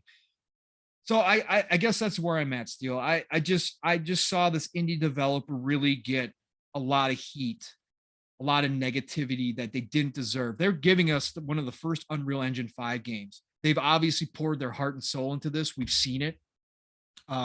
They're making something great for us that's coming out early next year. And I didn't see any problem with them trying to want to make a little bit of money on the side with some of their artwork or giving people the opportunity to digitize their face into this game world. Oh, they don't have to do that either. Right. Right. That's what I'm saying. It's just an option. I just don't see the problem with it. Again, that's just me. I can hear the criticism because it can be used for bad. I just pointed that out. It can definitely have negative effect. But we thought that horse armor at one time in Oblivion was bad, and it did nothing but be cosmetic for your horse. But we literally thought that charging $3 or $5, whatever it was, I think it was $3 for horse armor in Oblivion was the most awful thing ever. Now look at us. Now look at us. like it hasn't changed the games. It hasn't done anything that's hurt us. We drew the line when it came to advantages in games, and they hurt us. You don't see a whole lot of DLC coming out nowadays that gives somebody an advantage. In fact, most of the devs come out when they talk DLC and immediately like, it's cosmetic only, cosmetic only. That's all it is. Just to let you guys know up front, because they know that's the line, because we made that clear. And I think we can make that clear with NFTs as well, but not let it spill over into something cosmetic that doesn't really affect you at the end of the day and give some people, hardworking people, the opportunity to make some money. Again, NFTs, it's a bigger deal than we think it is. We're just talking about it in the gaming world, but just like the art world, NFTs can be used to launder money. Yeah, there's a lot of backing from the criminal elements when it comes to cryptocurrency, because they can do transactions anonymously that can't be tracked, can't be traced. Right. So there's a lot of the dark side of things as well that's been around for a very long time. But we're just talking about games. Let's just take a step back, take a deep breath, and realize that, you know, things move forward, new things come about, technology changes. You know, is it really worth it to bully an indie developer out of not doing something like this when they weren't going to impact the gameplay at all? I just don't know. To me, it's not. So that's where I'm at, Stu. Yeah, and again, I'm right there with you. I know we talked about it a little bit in the background, and we essentially felt the same way about it. Yeah. Like, it's another one of those things. I know somebody just said it in the chat. Jago Cougar said, I just spent $10 on Halo armor. To me, I don't see the difference, because what's going to happen after that Halo? You're not going to have that armor anymore. Right. You know what I'm saying? Like, it's the same thing for Black Desert. I've spent a good amount of money in that game on cosmetics. And guess what? There's another game, I'm not going to be able to carry that armor over. It's going to be lost. It was just one of those things. 4GQTV says, Pong Steel NFTs will be massively used in the metaverse, and every corp like Google, Amazon, MS is preparing for it. Sure. Yeah, 100%. And we heard Phil come out and say that he doesn't like them either, right? We heard Phil come out and say that it wasn't, he didn't like them and didn't think it was people talk about this in gaming. People keep talking about this whole metaverse thing. If you're into that, cool. Yeah. I don't think it's farther enough along to entice me. If you're enticed about it, cool. Yeah. Virtual reality to me is something completely different than what we have right now. And it's not anywhere close. I don't want to try it. I'm not interested. The concept of it is cool. And I understand why people like it, but it's not far enough along for me to enjoy it. I said, not until I can get strapped down, Steel. Not until I get strapped down and have full body immersion. I'm right there with you. That's when I'll get interested. I'm right there with you. Best thing I can compare it to is like anime, like Sword Art Online, right? Where you're exactly. Except I don't want to be given the ultimatum where if I die in the game, I die in life. I don't want that. I want to be able to pull myself out. But you know what I'm saying? Like, eventually we're getting to that point. We're getting to the future, man. Like, again, let's pull yourself out of the world. do some research, find out what these things actually are, and don't just be outraged about shit. Just be outraged. Yeah, don't join the mob just to join the mob. That doesn't make any sense. We have enough people of sheep mentality. Right. And we're always going to have that. There has to be somebody, there has to be sheep. Again, I know people like to downplay the common worker. If you didn't have the common worker, you wouldn't be able to go to McDonald's. You wouldn't be able to go to Walmart. You wouldn't be able to go to your favorite store and purchase any of the things that you like to purchase if those people weren't there. It drives me up the wall when people make them seem like they're better than the person next to them just because you're in a better financial standing. If this person wasn't here, you wouldn't be getting the product. There's a purpose for everything. Splinter, first, I want to be strapped down where they put me in IVs and keep me alive while I'm in the virtual world. That's what I'm saying. See, Pong's going to an extreme. I want that full experience, right? I don't want to be in my living room with a headset on holding two things. I want to just go transported right into the digital world. Pong's going to an extreme. That's a little bit too extreme. Like maybe towards the end of my life, sure, I'll see about that. But like, I want to be able to come in and out whenever I want. I just want to be fully immersed though, and we're not at that point yet. Yeah, and clowns, you're absolutely right. Again, that's what we were just talking about. Activision will be the one that abuses the heck out of Call of Duty. But you could see that happening, and that's what we were saying. You can see the potential. Right. The danger signs are out there, right? The warning, the red flags are up. They're flashing. They're saying warning, warning, warning.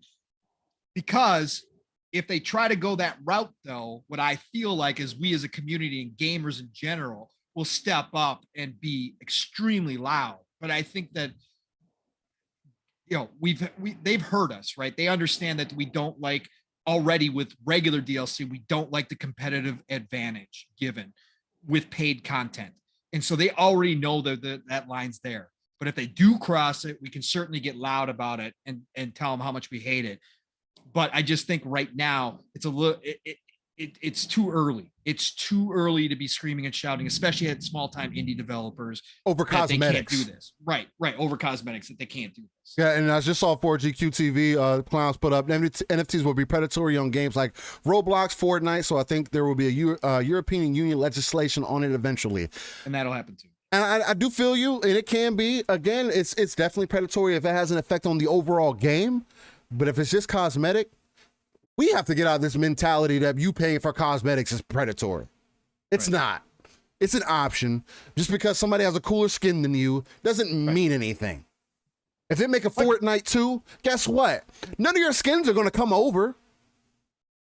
Like I said, then football, baseball cards, hockey cards, collectibles are all predatory. Anything that takes all that shit, anything that's luck based, right? So then that means my whole entire childhood, when I was big into sports card collecting, it was G.I. Joe's, Power Rangers, going hunting all down, of it. right. But to me, that's where I'm just like, it doesn't bother me. Like it's still a choice, and I'm such a big believer in personal responsibility. Exactly. I understand there's people out there who have addiction, right?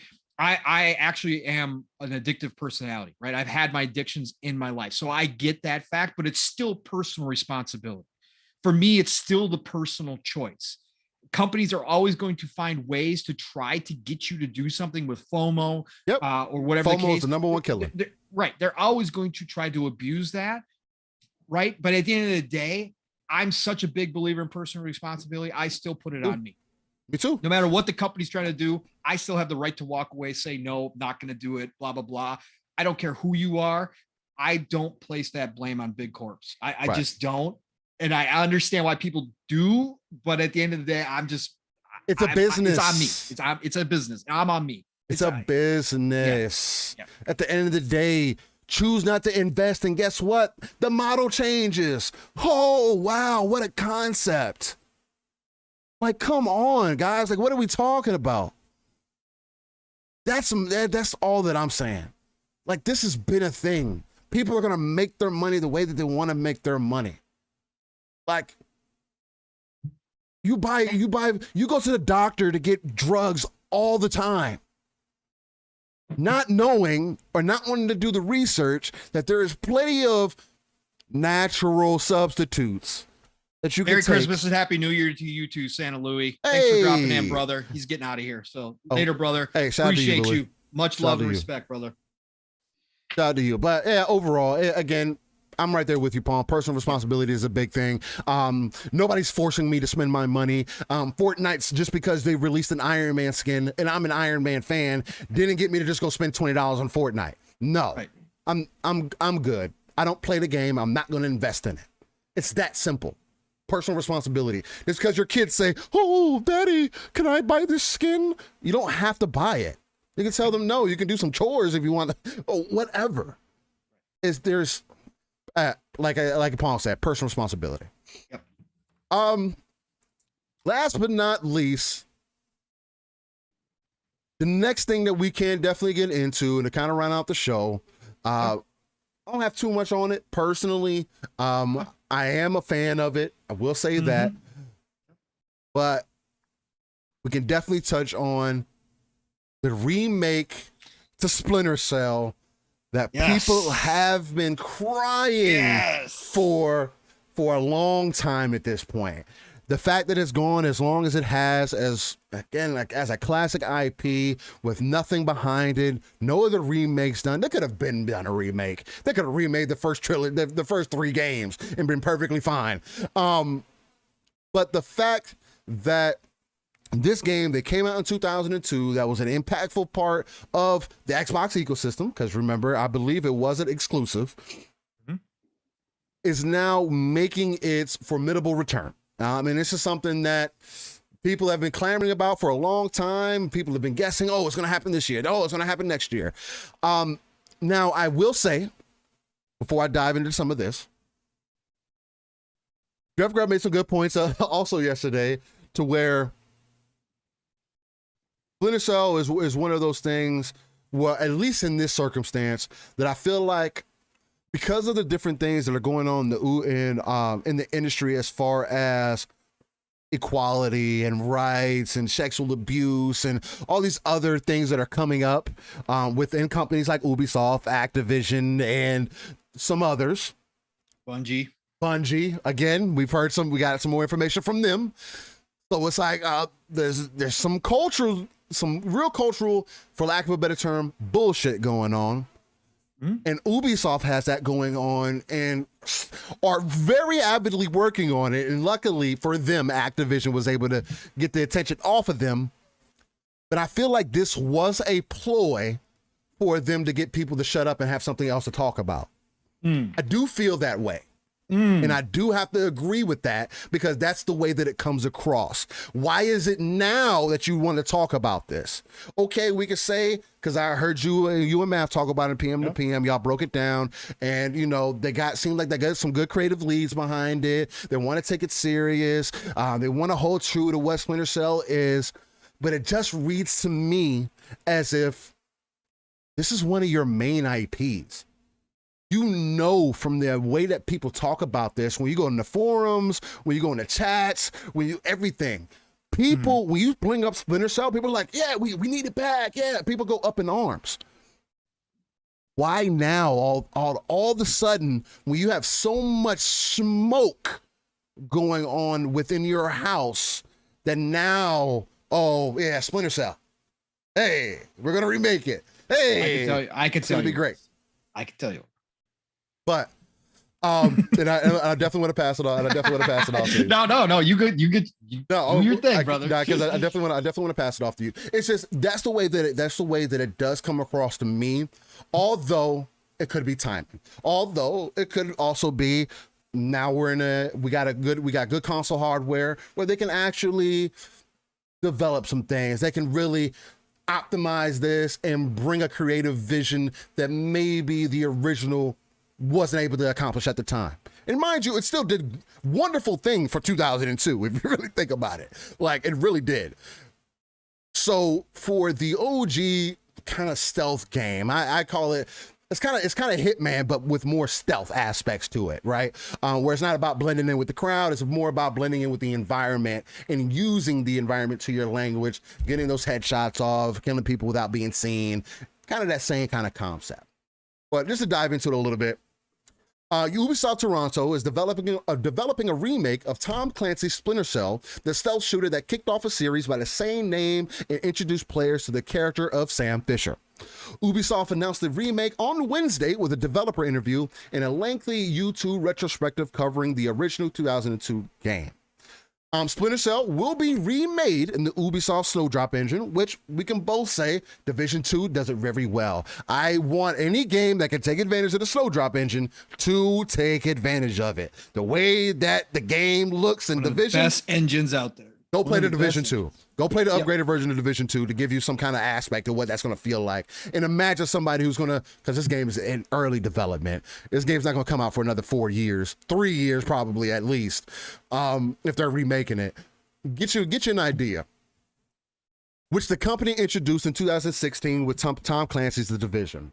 In the interview, technical producer Peter Hondrinos acknowledged that enough time to miss an entire console generation has passed since the last Splinter Cell game.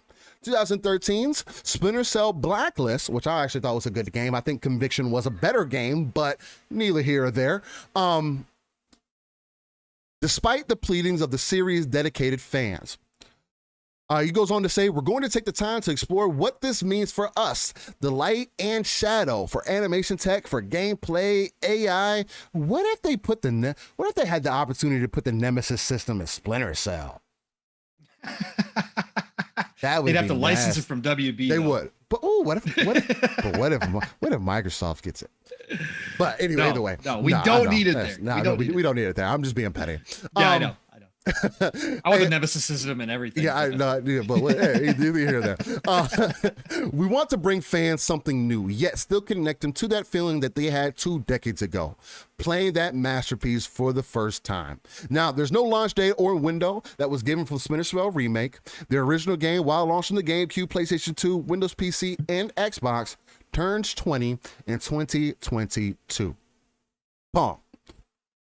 How do you feel about some of the things that I kind of brought up in the beginning, as far as with all the things that are going on in the background, all the heat that these different companies are getting, as far as fairness within the gaming industry, just all this harassment that's going on, people not being treated fairly, and then not only that, does this come off to you like this was just kind of a play off of that? They were trying to make up some mind share for that. Or does this, and I should say not or, because it's not an or situation, and does this get you excited for the potential? And again, I did hear you guys' breakdown of it, and it did bring some excitement to me. You guys did a 2-hour breakdown for sure. So you guys are definitely hype. But with everything being considered, how do you feel about this whole play here? Okay, let's start here. Steel, let me respond to you first of all. Gamers have an extremely short-term memory. Oh, yeah. Those of us that aren't in this stuff daily, like we are in this community and reading things and doing things, had already forgotten about Ubisoft's problems in the HR area. Okay, it was not being brought up anymore. That was old compared to what we're hearing now from Activision, Bungie. Quantic Dream is now back in the spotlight again as well with their announcement of Star Wars game. We had already forgotten all about Ubisoft. Okay, and again, I say we, meaning the masses. Again, us here, we've brought it up every time. I said every time we talk about Ubisoft, we'll make sure to remind people, just like we do with Activision, of what's going on. Ubisoft has a string of allegations. Not quite to the level of what Activision does, but over a period of time, that makes it no less horrendous. Okay, at the end of the day, and that there's word out of Ubisoft internally that it's still not fixed. That a lot of it has been brushed under the rug or painted over, but it's already cracking, and that there's still a toxic environment there. Again, I'm not an insider, but do know personally of people who have worked at Ubisoft that say the same thing. Okay, it's a problem. Okay, but I think at the end of the day, as far as the masses go and as far as this announcement goes, I think this more had to wash the taste away of their failings recently with Ghost Recon, and that debacle and how that launched, and then even more recently though, X Defiant. Okay, X Defiant. Was going to be their new big game, right? They were excited. They brought on what's his face from Call of Duty fame. to lead the project, that this was going to be their moneymaker. Ubisoft right now is a rudderless ship. Yep. They are trying to figure out how they can become EA in a lot of ways. They're trying to figure out how they can capitalize on monetization, free to play models, games as a service models. They're trying to do that, right? And they're lost. They've lost their way. They've done some good things. Again, without Ubisoft, the beginning of this current gen would have been really light. I got to tell you, Watch Dogs Legions had a lot of issues. The game save bug was awful, but the game overall was a good game, and they did ray tracing very well. It did. Yes, 30 frames per second. I understand that, but when a lot of devs have not been able to get ray tracing on their games yet because it is kind of an overhyped option that Steel and I have talked about plenty here, they did it, right? And it was a showpiece. It looked fantastic. Okay. Assassin's Creed Valhalla. Yeah. Really beautiful, gorgeous game. Plays well. One of the good story. Yeah, good story. The Assassin's Creed engine that they use, which is a proprietary engine that they've been developing over almost over a decade now, really pushed current gen hardware more than a lot of those games that were initially coming out early on, right? So they've done some good things, but that now in the back end, they've been trying to figure out how to create these money-making games. Right. And they're doing an awful job at it. X Defiant came out and fell flat on its face. So much so that I don't even think it came out of beta, did it? Alpha? Well, no, but after the showing, they pushed it all back and they were going to do a beta, remember? And they cut out, they said, no, we're not going to do the beta now. All this kind of stuff. So I think what they've done here, Steel, why that now, and again, I'm not an insider, but I do know some things. And I know for a fact that they've had different versions of Splinter Cell up and running over the past 5 years. Okay. They have had some work done on the background on Splinter Cell. One of the versions was open world, like Ghost Recon, and one of the versions was linear. Okay. And they both were in a playable state where they had a level created and they were testing it in the background. Okay. But they were trying to decide how they were going to bring Splinter Cell and Sam Fisher back and monetize him. Okay. I think what happened and where the shift happened is they sat and watched Capcom come out with Resident Evil remakes and have huge success. They watched EA launch Mass Effect, the remastered trilogy. Yes, yeah. To success. They watched EA come out with Jedi Fallen Order as a single player, linear, non-monetized game and have big sales, right? Thanks to Zampella and his crew over at Respawn. So I think they watched this over the past few years now and finally said to themselves, we're sitting on this IP. It's an IP that, while isn't the biggest IP, Splinter Cell, for as popular as it is and for as many people as there are in the fan base, it wasn't a huge game by what we consider a huge game. But it was a great seller, but it just wasn't huge.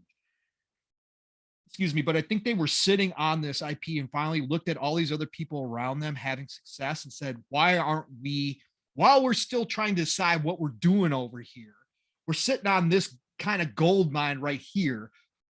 Why not finally do this? And it'll bring us some goodwill at the same time with our fans, right? It'll be something, we're giving them something that they've been requesting for a very long time. So I think all those things kind of came together right now, and that's why they decided to do it.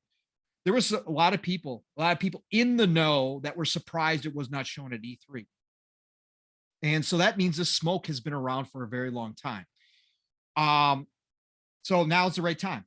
I can't believe they didn't do it at the Game Awards. I was shocked about that, right? Yeah. If you're going to do this, why wait till after the Game Awards? Why not do it at the Game Awards? My God, create a little splash teaser. All you got to do is have the goggles with the night vision sound turning on. That's all you needed at the Game Awards. It would have been freaking insane, but they decided not to do that. Anyways, I digress. So I think they decided at this point to do this right now and finally give the fans what they wanted. They are saying, if you read that entire interview, like Mav and I did on PM and the PM, they are saying all the right things. Like that interview is internal, and normally what you get from an internal interview is a fluff piece, but they actually asked real questions in that interview and got real answers. And the people that are leading this were a part of the Blacklist team. But Blacklist was not the original Splinter Cell, right? They hadn't done an original Splinter Cell for a while. They had gotten away from that stealth action because the stealth, we've seen the stealth genre dwindle down to basically nothing. We have hybrids now, stealth, but more action, right? Assassin's Creed did that very well. Hitman does that very well. It's stealth, but it's still actiony. The original Splinter Cell was straight up stealth, and it's a niche. It's not for everybody, right? It never was for everybody. That's why I said it never was the biggest seller of all time. It was a great seller, but it was never like a blockbuster seller. Sam Fisher became a blockbuster himself character, but the game itself never was that. But at the end of the day, they're not talking about going to the Blacklist days. They're talking about going back to the original Splinter Cell as the core of the gameplay that they want to develop in this game. That is gigantic for all of us diehard Splinter Cell fans who love that core gameplay. Yes, we like the other ones. They were all fun. Like I said, Conviction is right up there with my favorite Splinter Cells. I just love the whole presentation of Conviction itself. But that hardcore gameplay, that's what they're talking about in the interview. And I think that is the key here that we can take away from this. These guys know exactly what they're going for. They understand that they have to update it to modern day because, again, Splinter Cell, that style of Splinter Cell hasn't been out in well over a decade. We skipped an entire generation with zero Splinter Cell. When Mav and I were talking about it, I pulled it out. We had 3 Splinter Cells during the 360 generation. 3, and we went to 0 last gen. Yep. That's crazy. But they're talking about the original trilogy being their core, and to see them go back to that and build off of that. And I understand that they're going to want to, in this day and age, in 2021, and obviously we're not going to see it till 2024, 2025, but this day and age, they're going to want to open it up to a bigger audience. They're going to want to try to bring in more people. So they're going to try to make it a little bit more accessible. Right. As long as you give me the option to go back to the hardcore stealth days and then build off of that and then open it up, whether it's through difficulty, whether it's through turning off certain aspects of the game play that help people. I don't care if you do that and you want to open up for the masses. They are focused on that core stealth hardcore gameplay. They even talked about it. They even said the hardcore stealth, right? They even talked about that challenge of getting through a level without ever being noticed and the feeling of accomplishment that you get when you finish that level, right? That was gigantic for me, for Mav, for the Splinter Cell fans, because that means as long as this could all be lip service. Again, I understand why we don't trust Ubisoft these days. I'm just saying the lip service they're giving us is like perfect. Like that whole interview was like perfect. Everything they were saying. Then to see them go into the Snowdrop using the Snowdrop engine. Look, Snowdrop engine is one of my favorite engines. I'm not a tech guy, but I certainly know my engines from playing so many different games. Snowdrop is up there in top 5 engines for me. What we saw in Division 2 was cross-gen. What they did with the upgrade to get it to 60 frames per second, resolution boost, even though it was already pretty good on resolution, they did boost it. Some of the lighting that they did in Division 2, they reworked some of the lighting. Look, they're going to be focused on current gen only because this game's not coming out for 3 to 4 years. They're going to update the Snowdrop engine. The Snowdrop engine is currently being used for Avatar, the new game coming from Ubisoft, and also their new Star Wars game. That means that there's already teams within Ubisoft that are working on Snowdrop, updating it. They're going to be able to use what those teams are doing and add their own spin onto Snowdrop when we finally get the Splinter Cell. This game is going to look gorgeous. I know that for 100%. A fact. I agree. And I know that its strengths lie in the AI, the shadows, and the lighting, just like they talked about. And that's what Splinter Cell is, really. That's those 3 core needs in a Splinter Cell game. And we already saw the environments that it can create in Division 2. Can't imagine what they're going to pull out in 3 or 4 years with this. They're going to be able to use this engine. They talked about the engine specifically being very easy to try things and find out if they work. It's not a complex engine to use, which means that's going to speed up the development process for them as they try to go back and rework Splinter Cell into a modern day version. And I think that is going to be huge as well. Again, go read this interview. If you guys are Splinter Cell fans, like I said, normally you don't get this kind of information from an internal interview. I was really shocked when I read through it. I was like, wow, they really kind of went deep on this interview and really got down and dirty with these guys.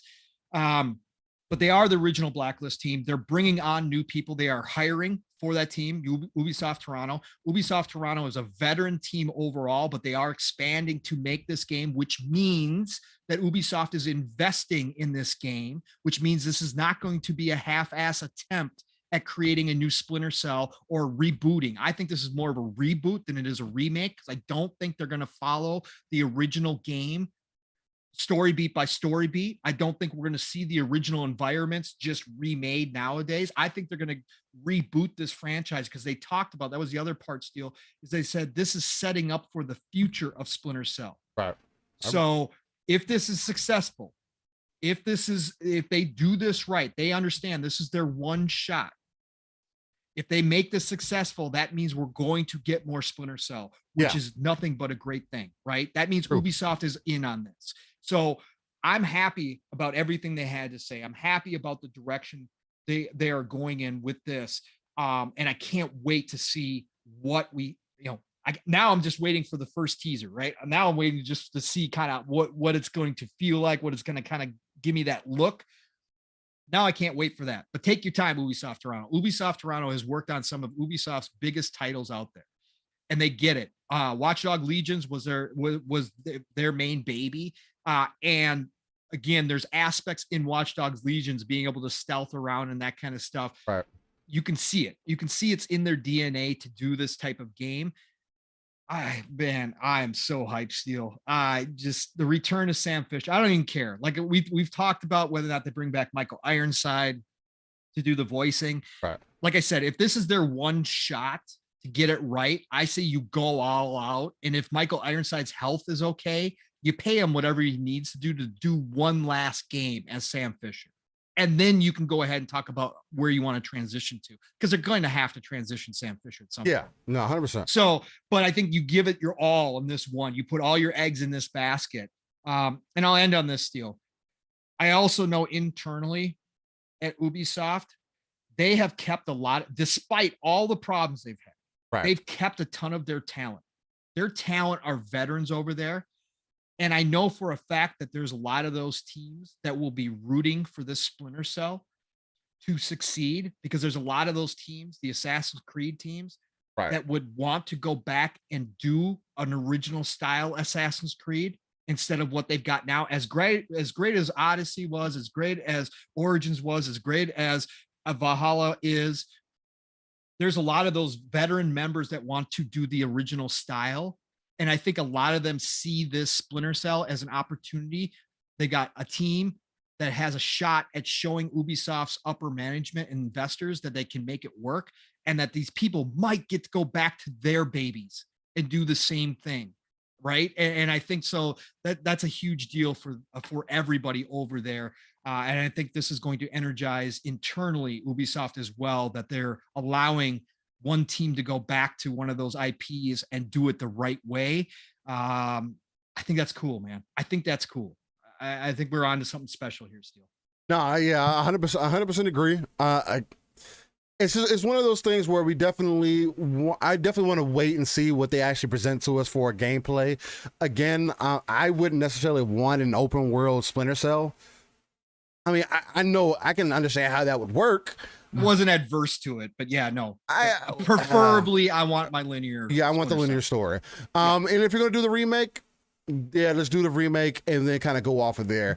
I don't necessarily agree that I would want to bring Michael Ironside back, just because if you're gonna do a remake, then you kind of want to already, unless you can get him in good health and everything, you might as well just do the trilogy then.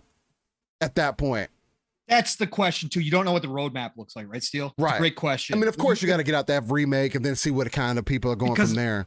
Like I said, I just don't think this is going to be a straight remake. That's my personal feeling. I think they're using the core base of the original game as a starting point, but I think it's going to be a different story with different environments. And if they're going to do that, I need a completely different. Just give me the voice actor that you're planning on moving forward with. And that's in that case. Yeah, and I understand that point. I do. We went back and forth. Mav and I went back and forth. You were there, obviously, and we threw out different names of who could take over. Either way, I'm okay with it. I'm just saying, if I was the dev, I go all in and give total fan service and get Michael Ironside if I could. That's all I'm saying. I 100% agree. I understand. Yeah, I definitely understand that for sure. All right, well, ladies and gentlemen, Nix, I have not heard from you, and I do not recall if you were on Twitter. I tried to pull up the YouTube and everything. I might have to go back after the show to pull up your YouTube information to see if I need to pull you up that way. But if any of you guys know, if Nix does have a Twitter or whatever the case, please let us know. We want to make sure that he does get that $100 gift code for Xbox. Again, congratulations on that. And we do have one more winner for $75. And I'm ready to announce that winner now, if you are ready, ladies and gentlemen. And again, I want to thank you all for being here, locked and loaded, falling in, and just being the beautiful people that you are. But now I must roll this final winner for the $75 Xbox gift code giveaway. And that winner is... rolling. It's rolling. It's going to Shizno Elite. Oh, brother Shizno, congratulations.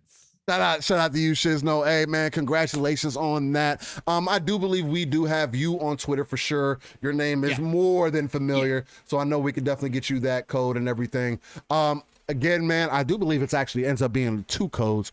I think it's one for 25, another one's for 50, if I'm not mistaken. Or it could just be one code. I can't recall. But we will definitely make sure to get that to you in the DMs, Pong, if you want to go ahead and send that his way for him. Again, Nix, if you hear us, please let us know. If not, I will go in the back end and get that set up and everything so I can pull up that YouTube account to get you pulled up. And if anybody else knows if Nix has an actual Twitter account, please let me know. Send his link my way, or I should say our way, so we can get that code to him, man. Again, Nix, you were the winner of the $100 gift code giveaway for Xbox. And Shizno Elite, congratulations to you, brother. You have been rocking with us since the beginning, and I love what you bring to our chats and everything, man. Congratulations to you. Again, we just roll the names. Whoever it lands on, that's who it gets it.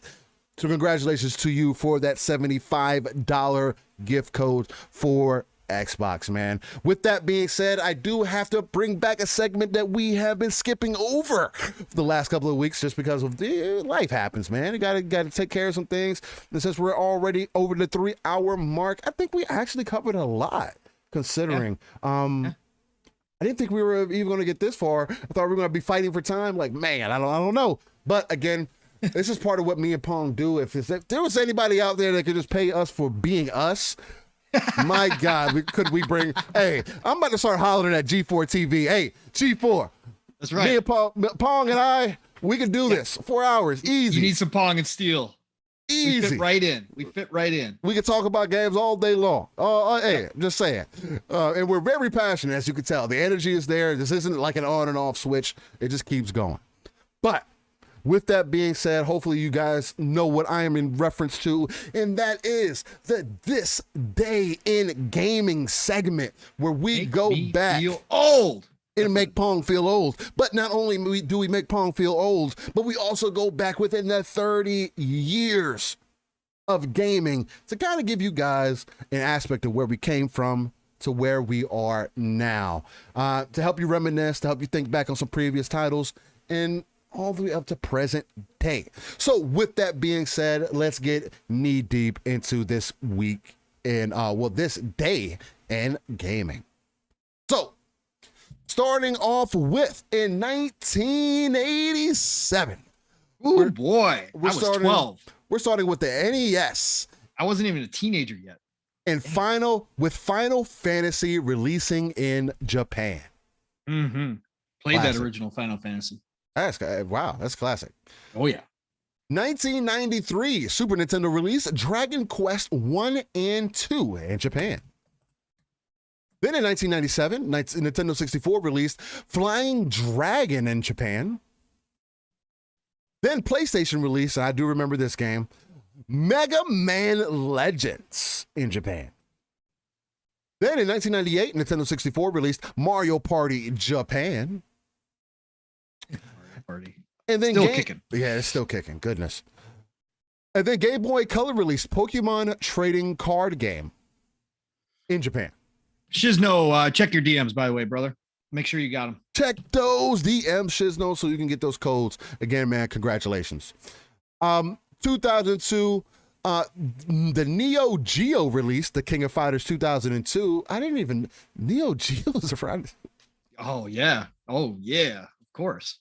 That's crazy to think about. Bro, so good. God. So good. That's so crazy to think like about. I said, I was working at Funko Land and we had one used Neo Geo. Nobody ever bought it because I think we were selling it for like $700, $800. God, we had four or five games. And we used to pull it out after the store closed. We'd lock the doors and pull out the Neo Geo and sit there and play for hours. Oh man, it was so awesome. That sounds like a bomb. It was so fun. Then in 2003, we go into the PlayStation 2, releasing Front Mission 4 in Japan. And also, they released Kamen Rider 555 in Japan. Kamen Riders actually was a good game. Mm-hmm. 2007, iOS released Sonic the Hedgehog. Of course they did. Why wouldn't they? And then in 2008, PSP released Dissidia, Final Fantasy Japan. Mm-hmm. Interesting.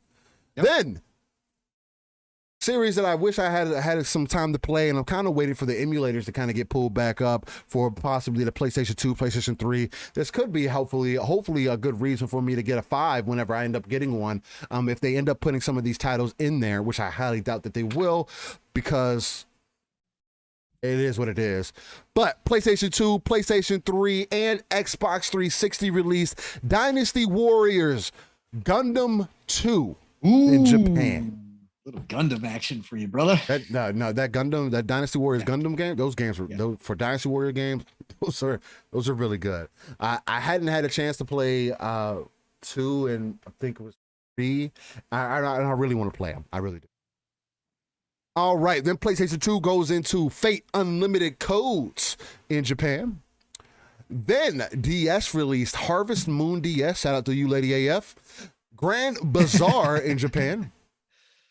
Then on DS, they released Ragnarok DS.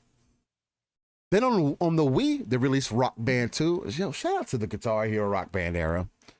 I feel like it was huge, man. I feel like we'll never get back to that. What a sensation! Oh, God, getting on Guitar Hero, and rock you like a hurricane. And now Epic Games has got them working on music for Fortnite. Oh, if you guys could see me just put my hand on my forehead. Goodness gracious. All they had to do is reiterate and actually all they had to do was not pump out. They were forced, or they did, whatever the case was, but they pumped out like sometimes 2 and 3 games a year. They didn't need to. Oh my God. Such death by dishonor. Then on DS, they released in 2008 Suikoden Taikris in Japan. Taikris. Shout out to Suikoden, man. One of the best games in the world. C Unit, Chris Jones, member of the community, writes for Iron Lords. Yes. Look, he is a Suikoden super fan. I love those games, but he is a super fan. He knows the entire history. Great games. Nice, perfect. Splendiferous on this one. He said, "Yo, man, I really love this artwork. Hey, man, now this was I did create it. I did all this. I will let you know that the images and stuff like that. Yeah, we did all. But to jump back into it, give me a moment here. Let me get everything pulled back up. All right, we go into 2014. The 3DS released Final Fantasy Explorers in Japan. Then on PlayStation 3, again, the third iteration of this game is the reason I bought a PlayStation 4. PlayStation 3 released the Gundam Breaker 2 in Japan. And if you guys haven't played Gundam Breaker, you have a PlayStation 4, please, if you're a Gundam fan, play Gundam Breaker 3. It is a freaking fantastic game. You want to talk about customization options, a story, combat that is just like on point for a Gundam game. Oh my God, there's no better game. New Gundam Breaker has no comparison. Don't play that game. It's complete and utter garbage compared to Gundam Breaker 3. But if you like Gundam, definitely try it out. And then PlayStation Vita released in 2014, Hyperdimension Neptunia Rebirth 3 5 Generation in Japan. Not going to lie, I love those games. I'm Really? not gonna lie. Hyperdimension Neptunia. Dude, this is the one I was telling you about. Anime girls. Total fan service, right? But each one of them represents a game system. So they got Xbox, they got PlayStation. You were telling me about this, yeah. They got Wii. Oh, dude, is awesome. I absolutely love those games. It's a great one. It was it's excellent, solid games. I know you get excited about it every time. Their world that it takes place in, right? Steel, is called Games Industry. Or no, it's game industry. GAMINDUSTRI, Game Industry. That's funny as hell. That's funny as hell. Let me click. It has great ratings. Like, yeah, no, they were great games, man. I'm telling you, it was a great RPG. They had action ones and they had RPG ones. They've done so many different ones. That's crazy. Iterations, but yeah, no, the girls all have individual powers. They all, dude, they're really good. That's crazy. That's crazy. I was wondering because I was starting to see some anime content from that. Yeah. And I was like, wait, somebody just create these? And if you're telling me that these are coming from these games, okay, but that's amazing. That's gotta okay, that's awesome. All right. Then 2017, PC released Fire Pro Wrestling World. Not familiar with that. Fire Pro. Yeah, Fire Pro is a good game. Then in 2018, PlayStation 4 released Warhammer Vermintide 2. Excellent game.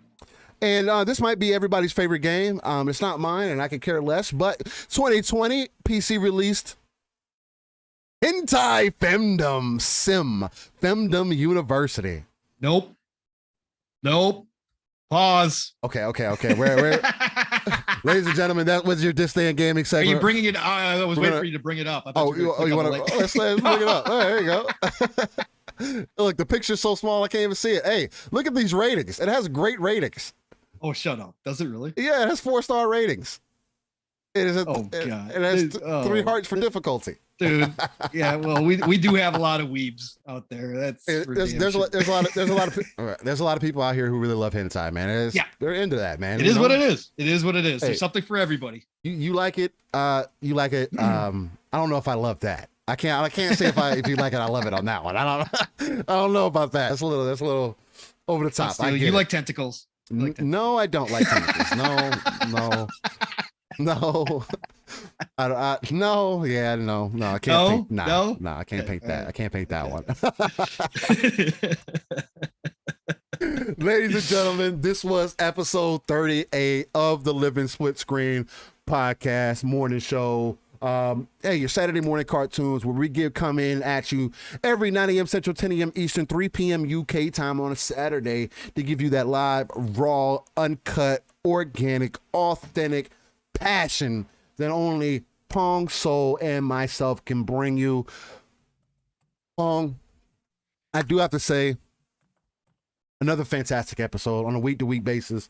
Saturday, is definitely one of the days that I look forward to the most. I get together with you, get to have these conversations. We get to go on for hours that seem like an hour, couple hours, most of the time.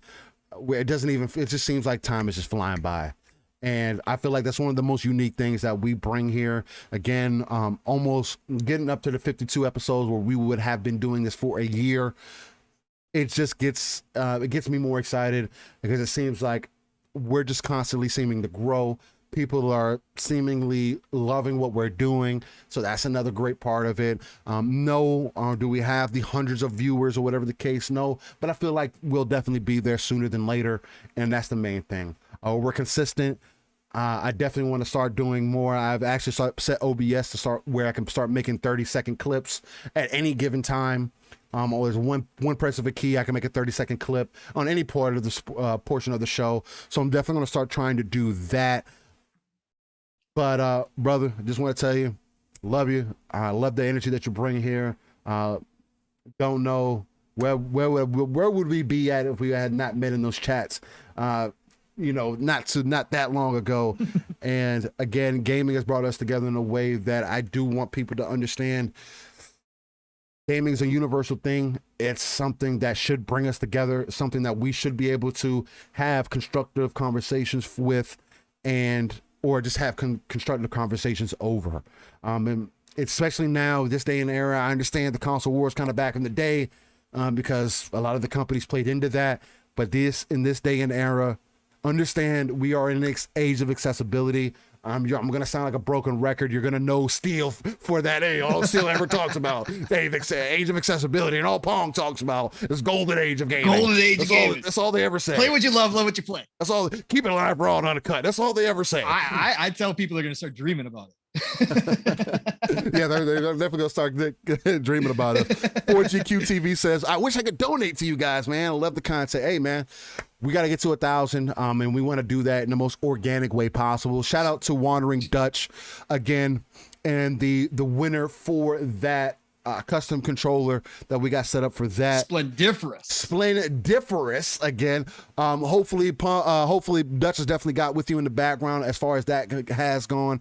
If not, definitely let us know so we can get that conversation going as far as that goes. I know Wandering Dutch has been a busy man. Again, definitely after this stream, if you guys have the opportunity, jump into that 24-hour gaming marathon with Wandering Dutch and crew. I'm going to drop that link back off in the chat again. Definitely drop in there, show some love. Hey, you can't donate here, donate to them to a wonderful cause. Like Pong said earlier, fuck cancer, man. It's definitely affected a lot of us in ways that, hey, look, I can definitely speak for myself. My mother, I almost lost my own mother to cancer. So I definitely can understand that. I lost both my grandparents at an early age. So I, both in their early 60s when they left when I was a kid.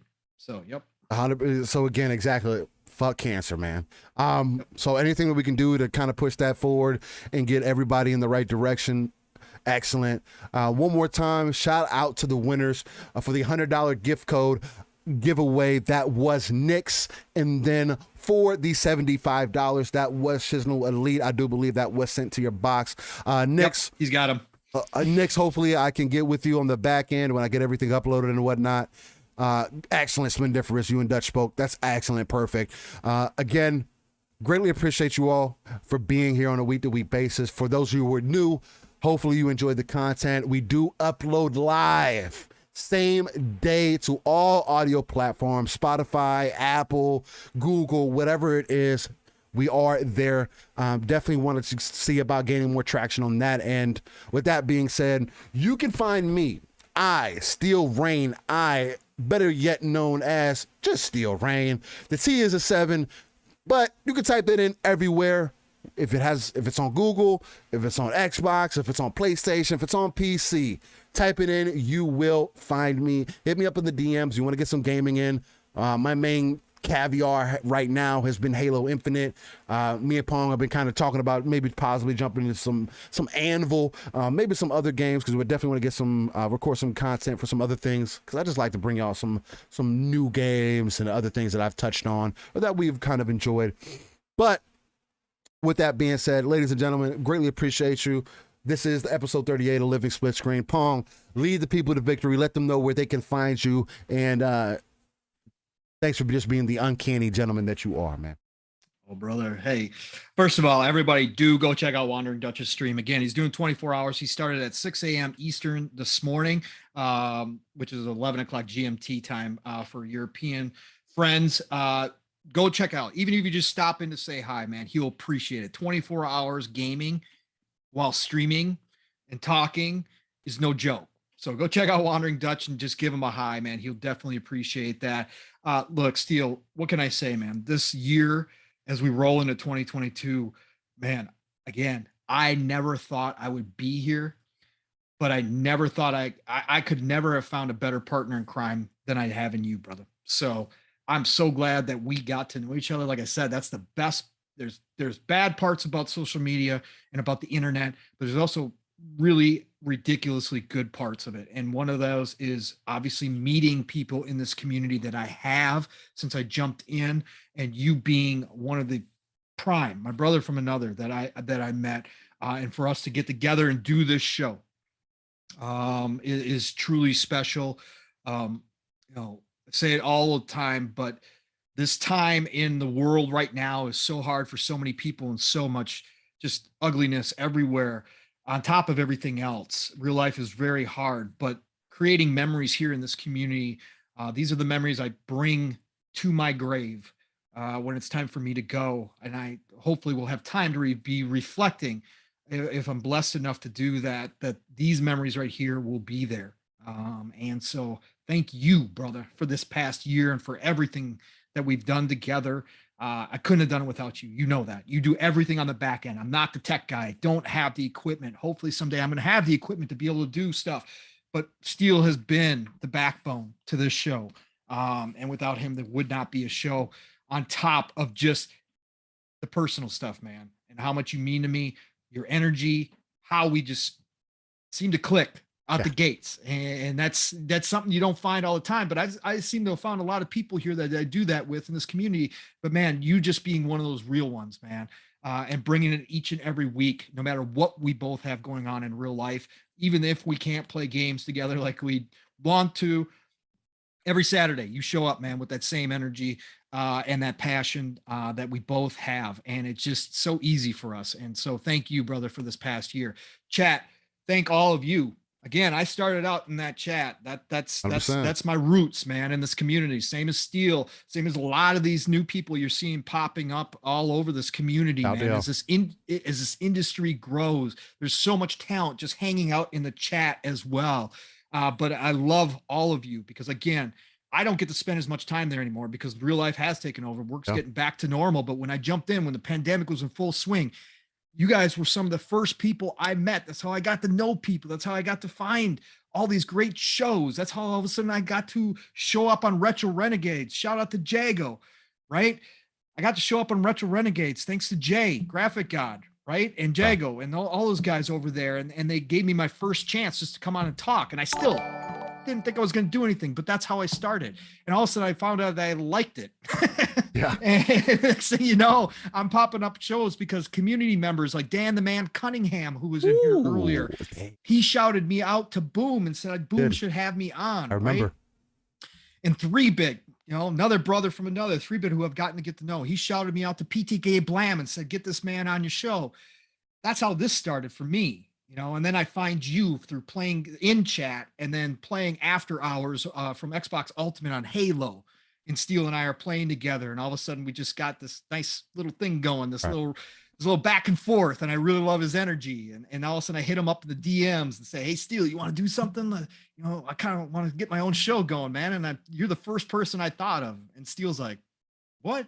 Yeah, I'm kind of thinking, yeah, let's do this, right? And then now here we are. 38 episodes later, 38 weeks, only one miss, right? This whole year since we started, and again, just special. But chat, all of you, love you all, nothing but respect for every single one of you. You're all part of this community, whether you're just in chats, whether you just listen and never show up in chat, but you're lurking the entire time, whether you're producing content, you're all a part of this games industry.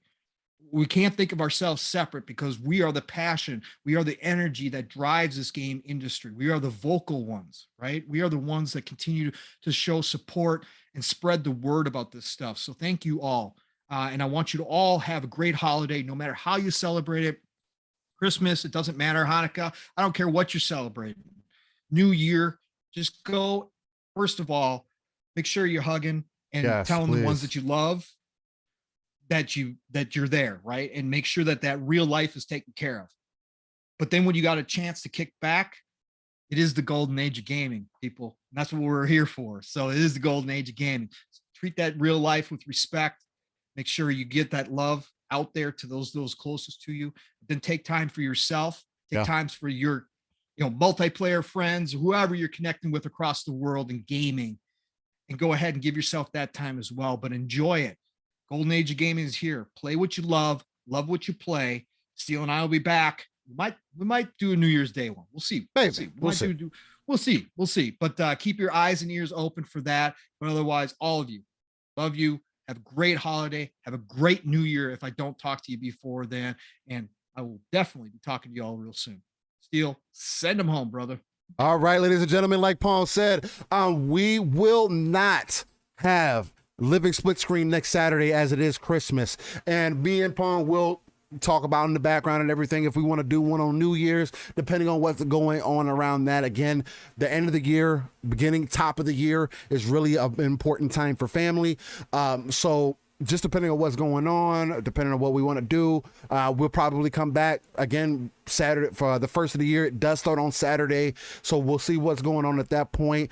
We may end up skipping a couple of weeks, but we'll keep you guys tuned in on Twitter, so definitely pay attention to that. And if anything, you'll definitely stay tuned to Living Splitscreen's channel itself.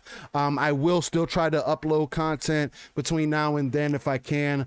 Maybe some gameplay, maybe some other things between now and then. If anything, just pay attention to when we're going to upload. I also try to upload the early kind of video letting you know when we will be upcoming on a Saturday or whatever the case. So definitely pay attention to that. Hit the like, hit the notification bell so you know when we go live. And other than that, y'all stay easy, stay blessed, stay godly, stay safe, and keep it live, raw, and uncut, ladies and gentlemen. We'll see y'all next time. Y'all have a good one. Later.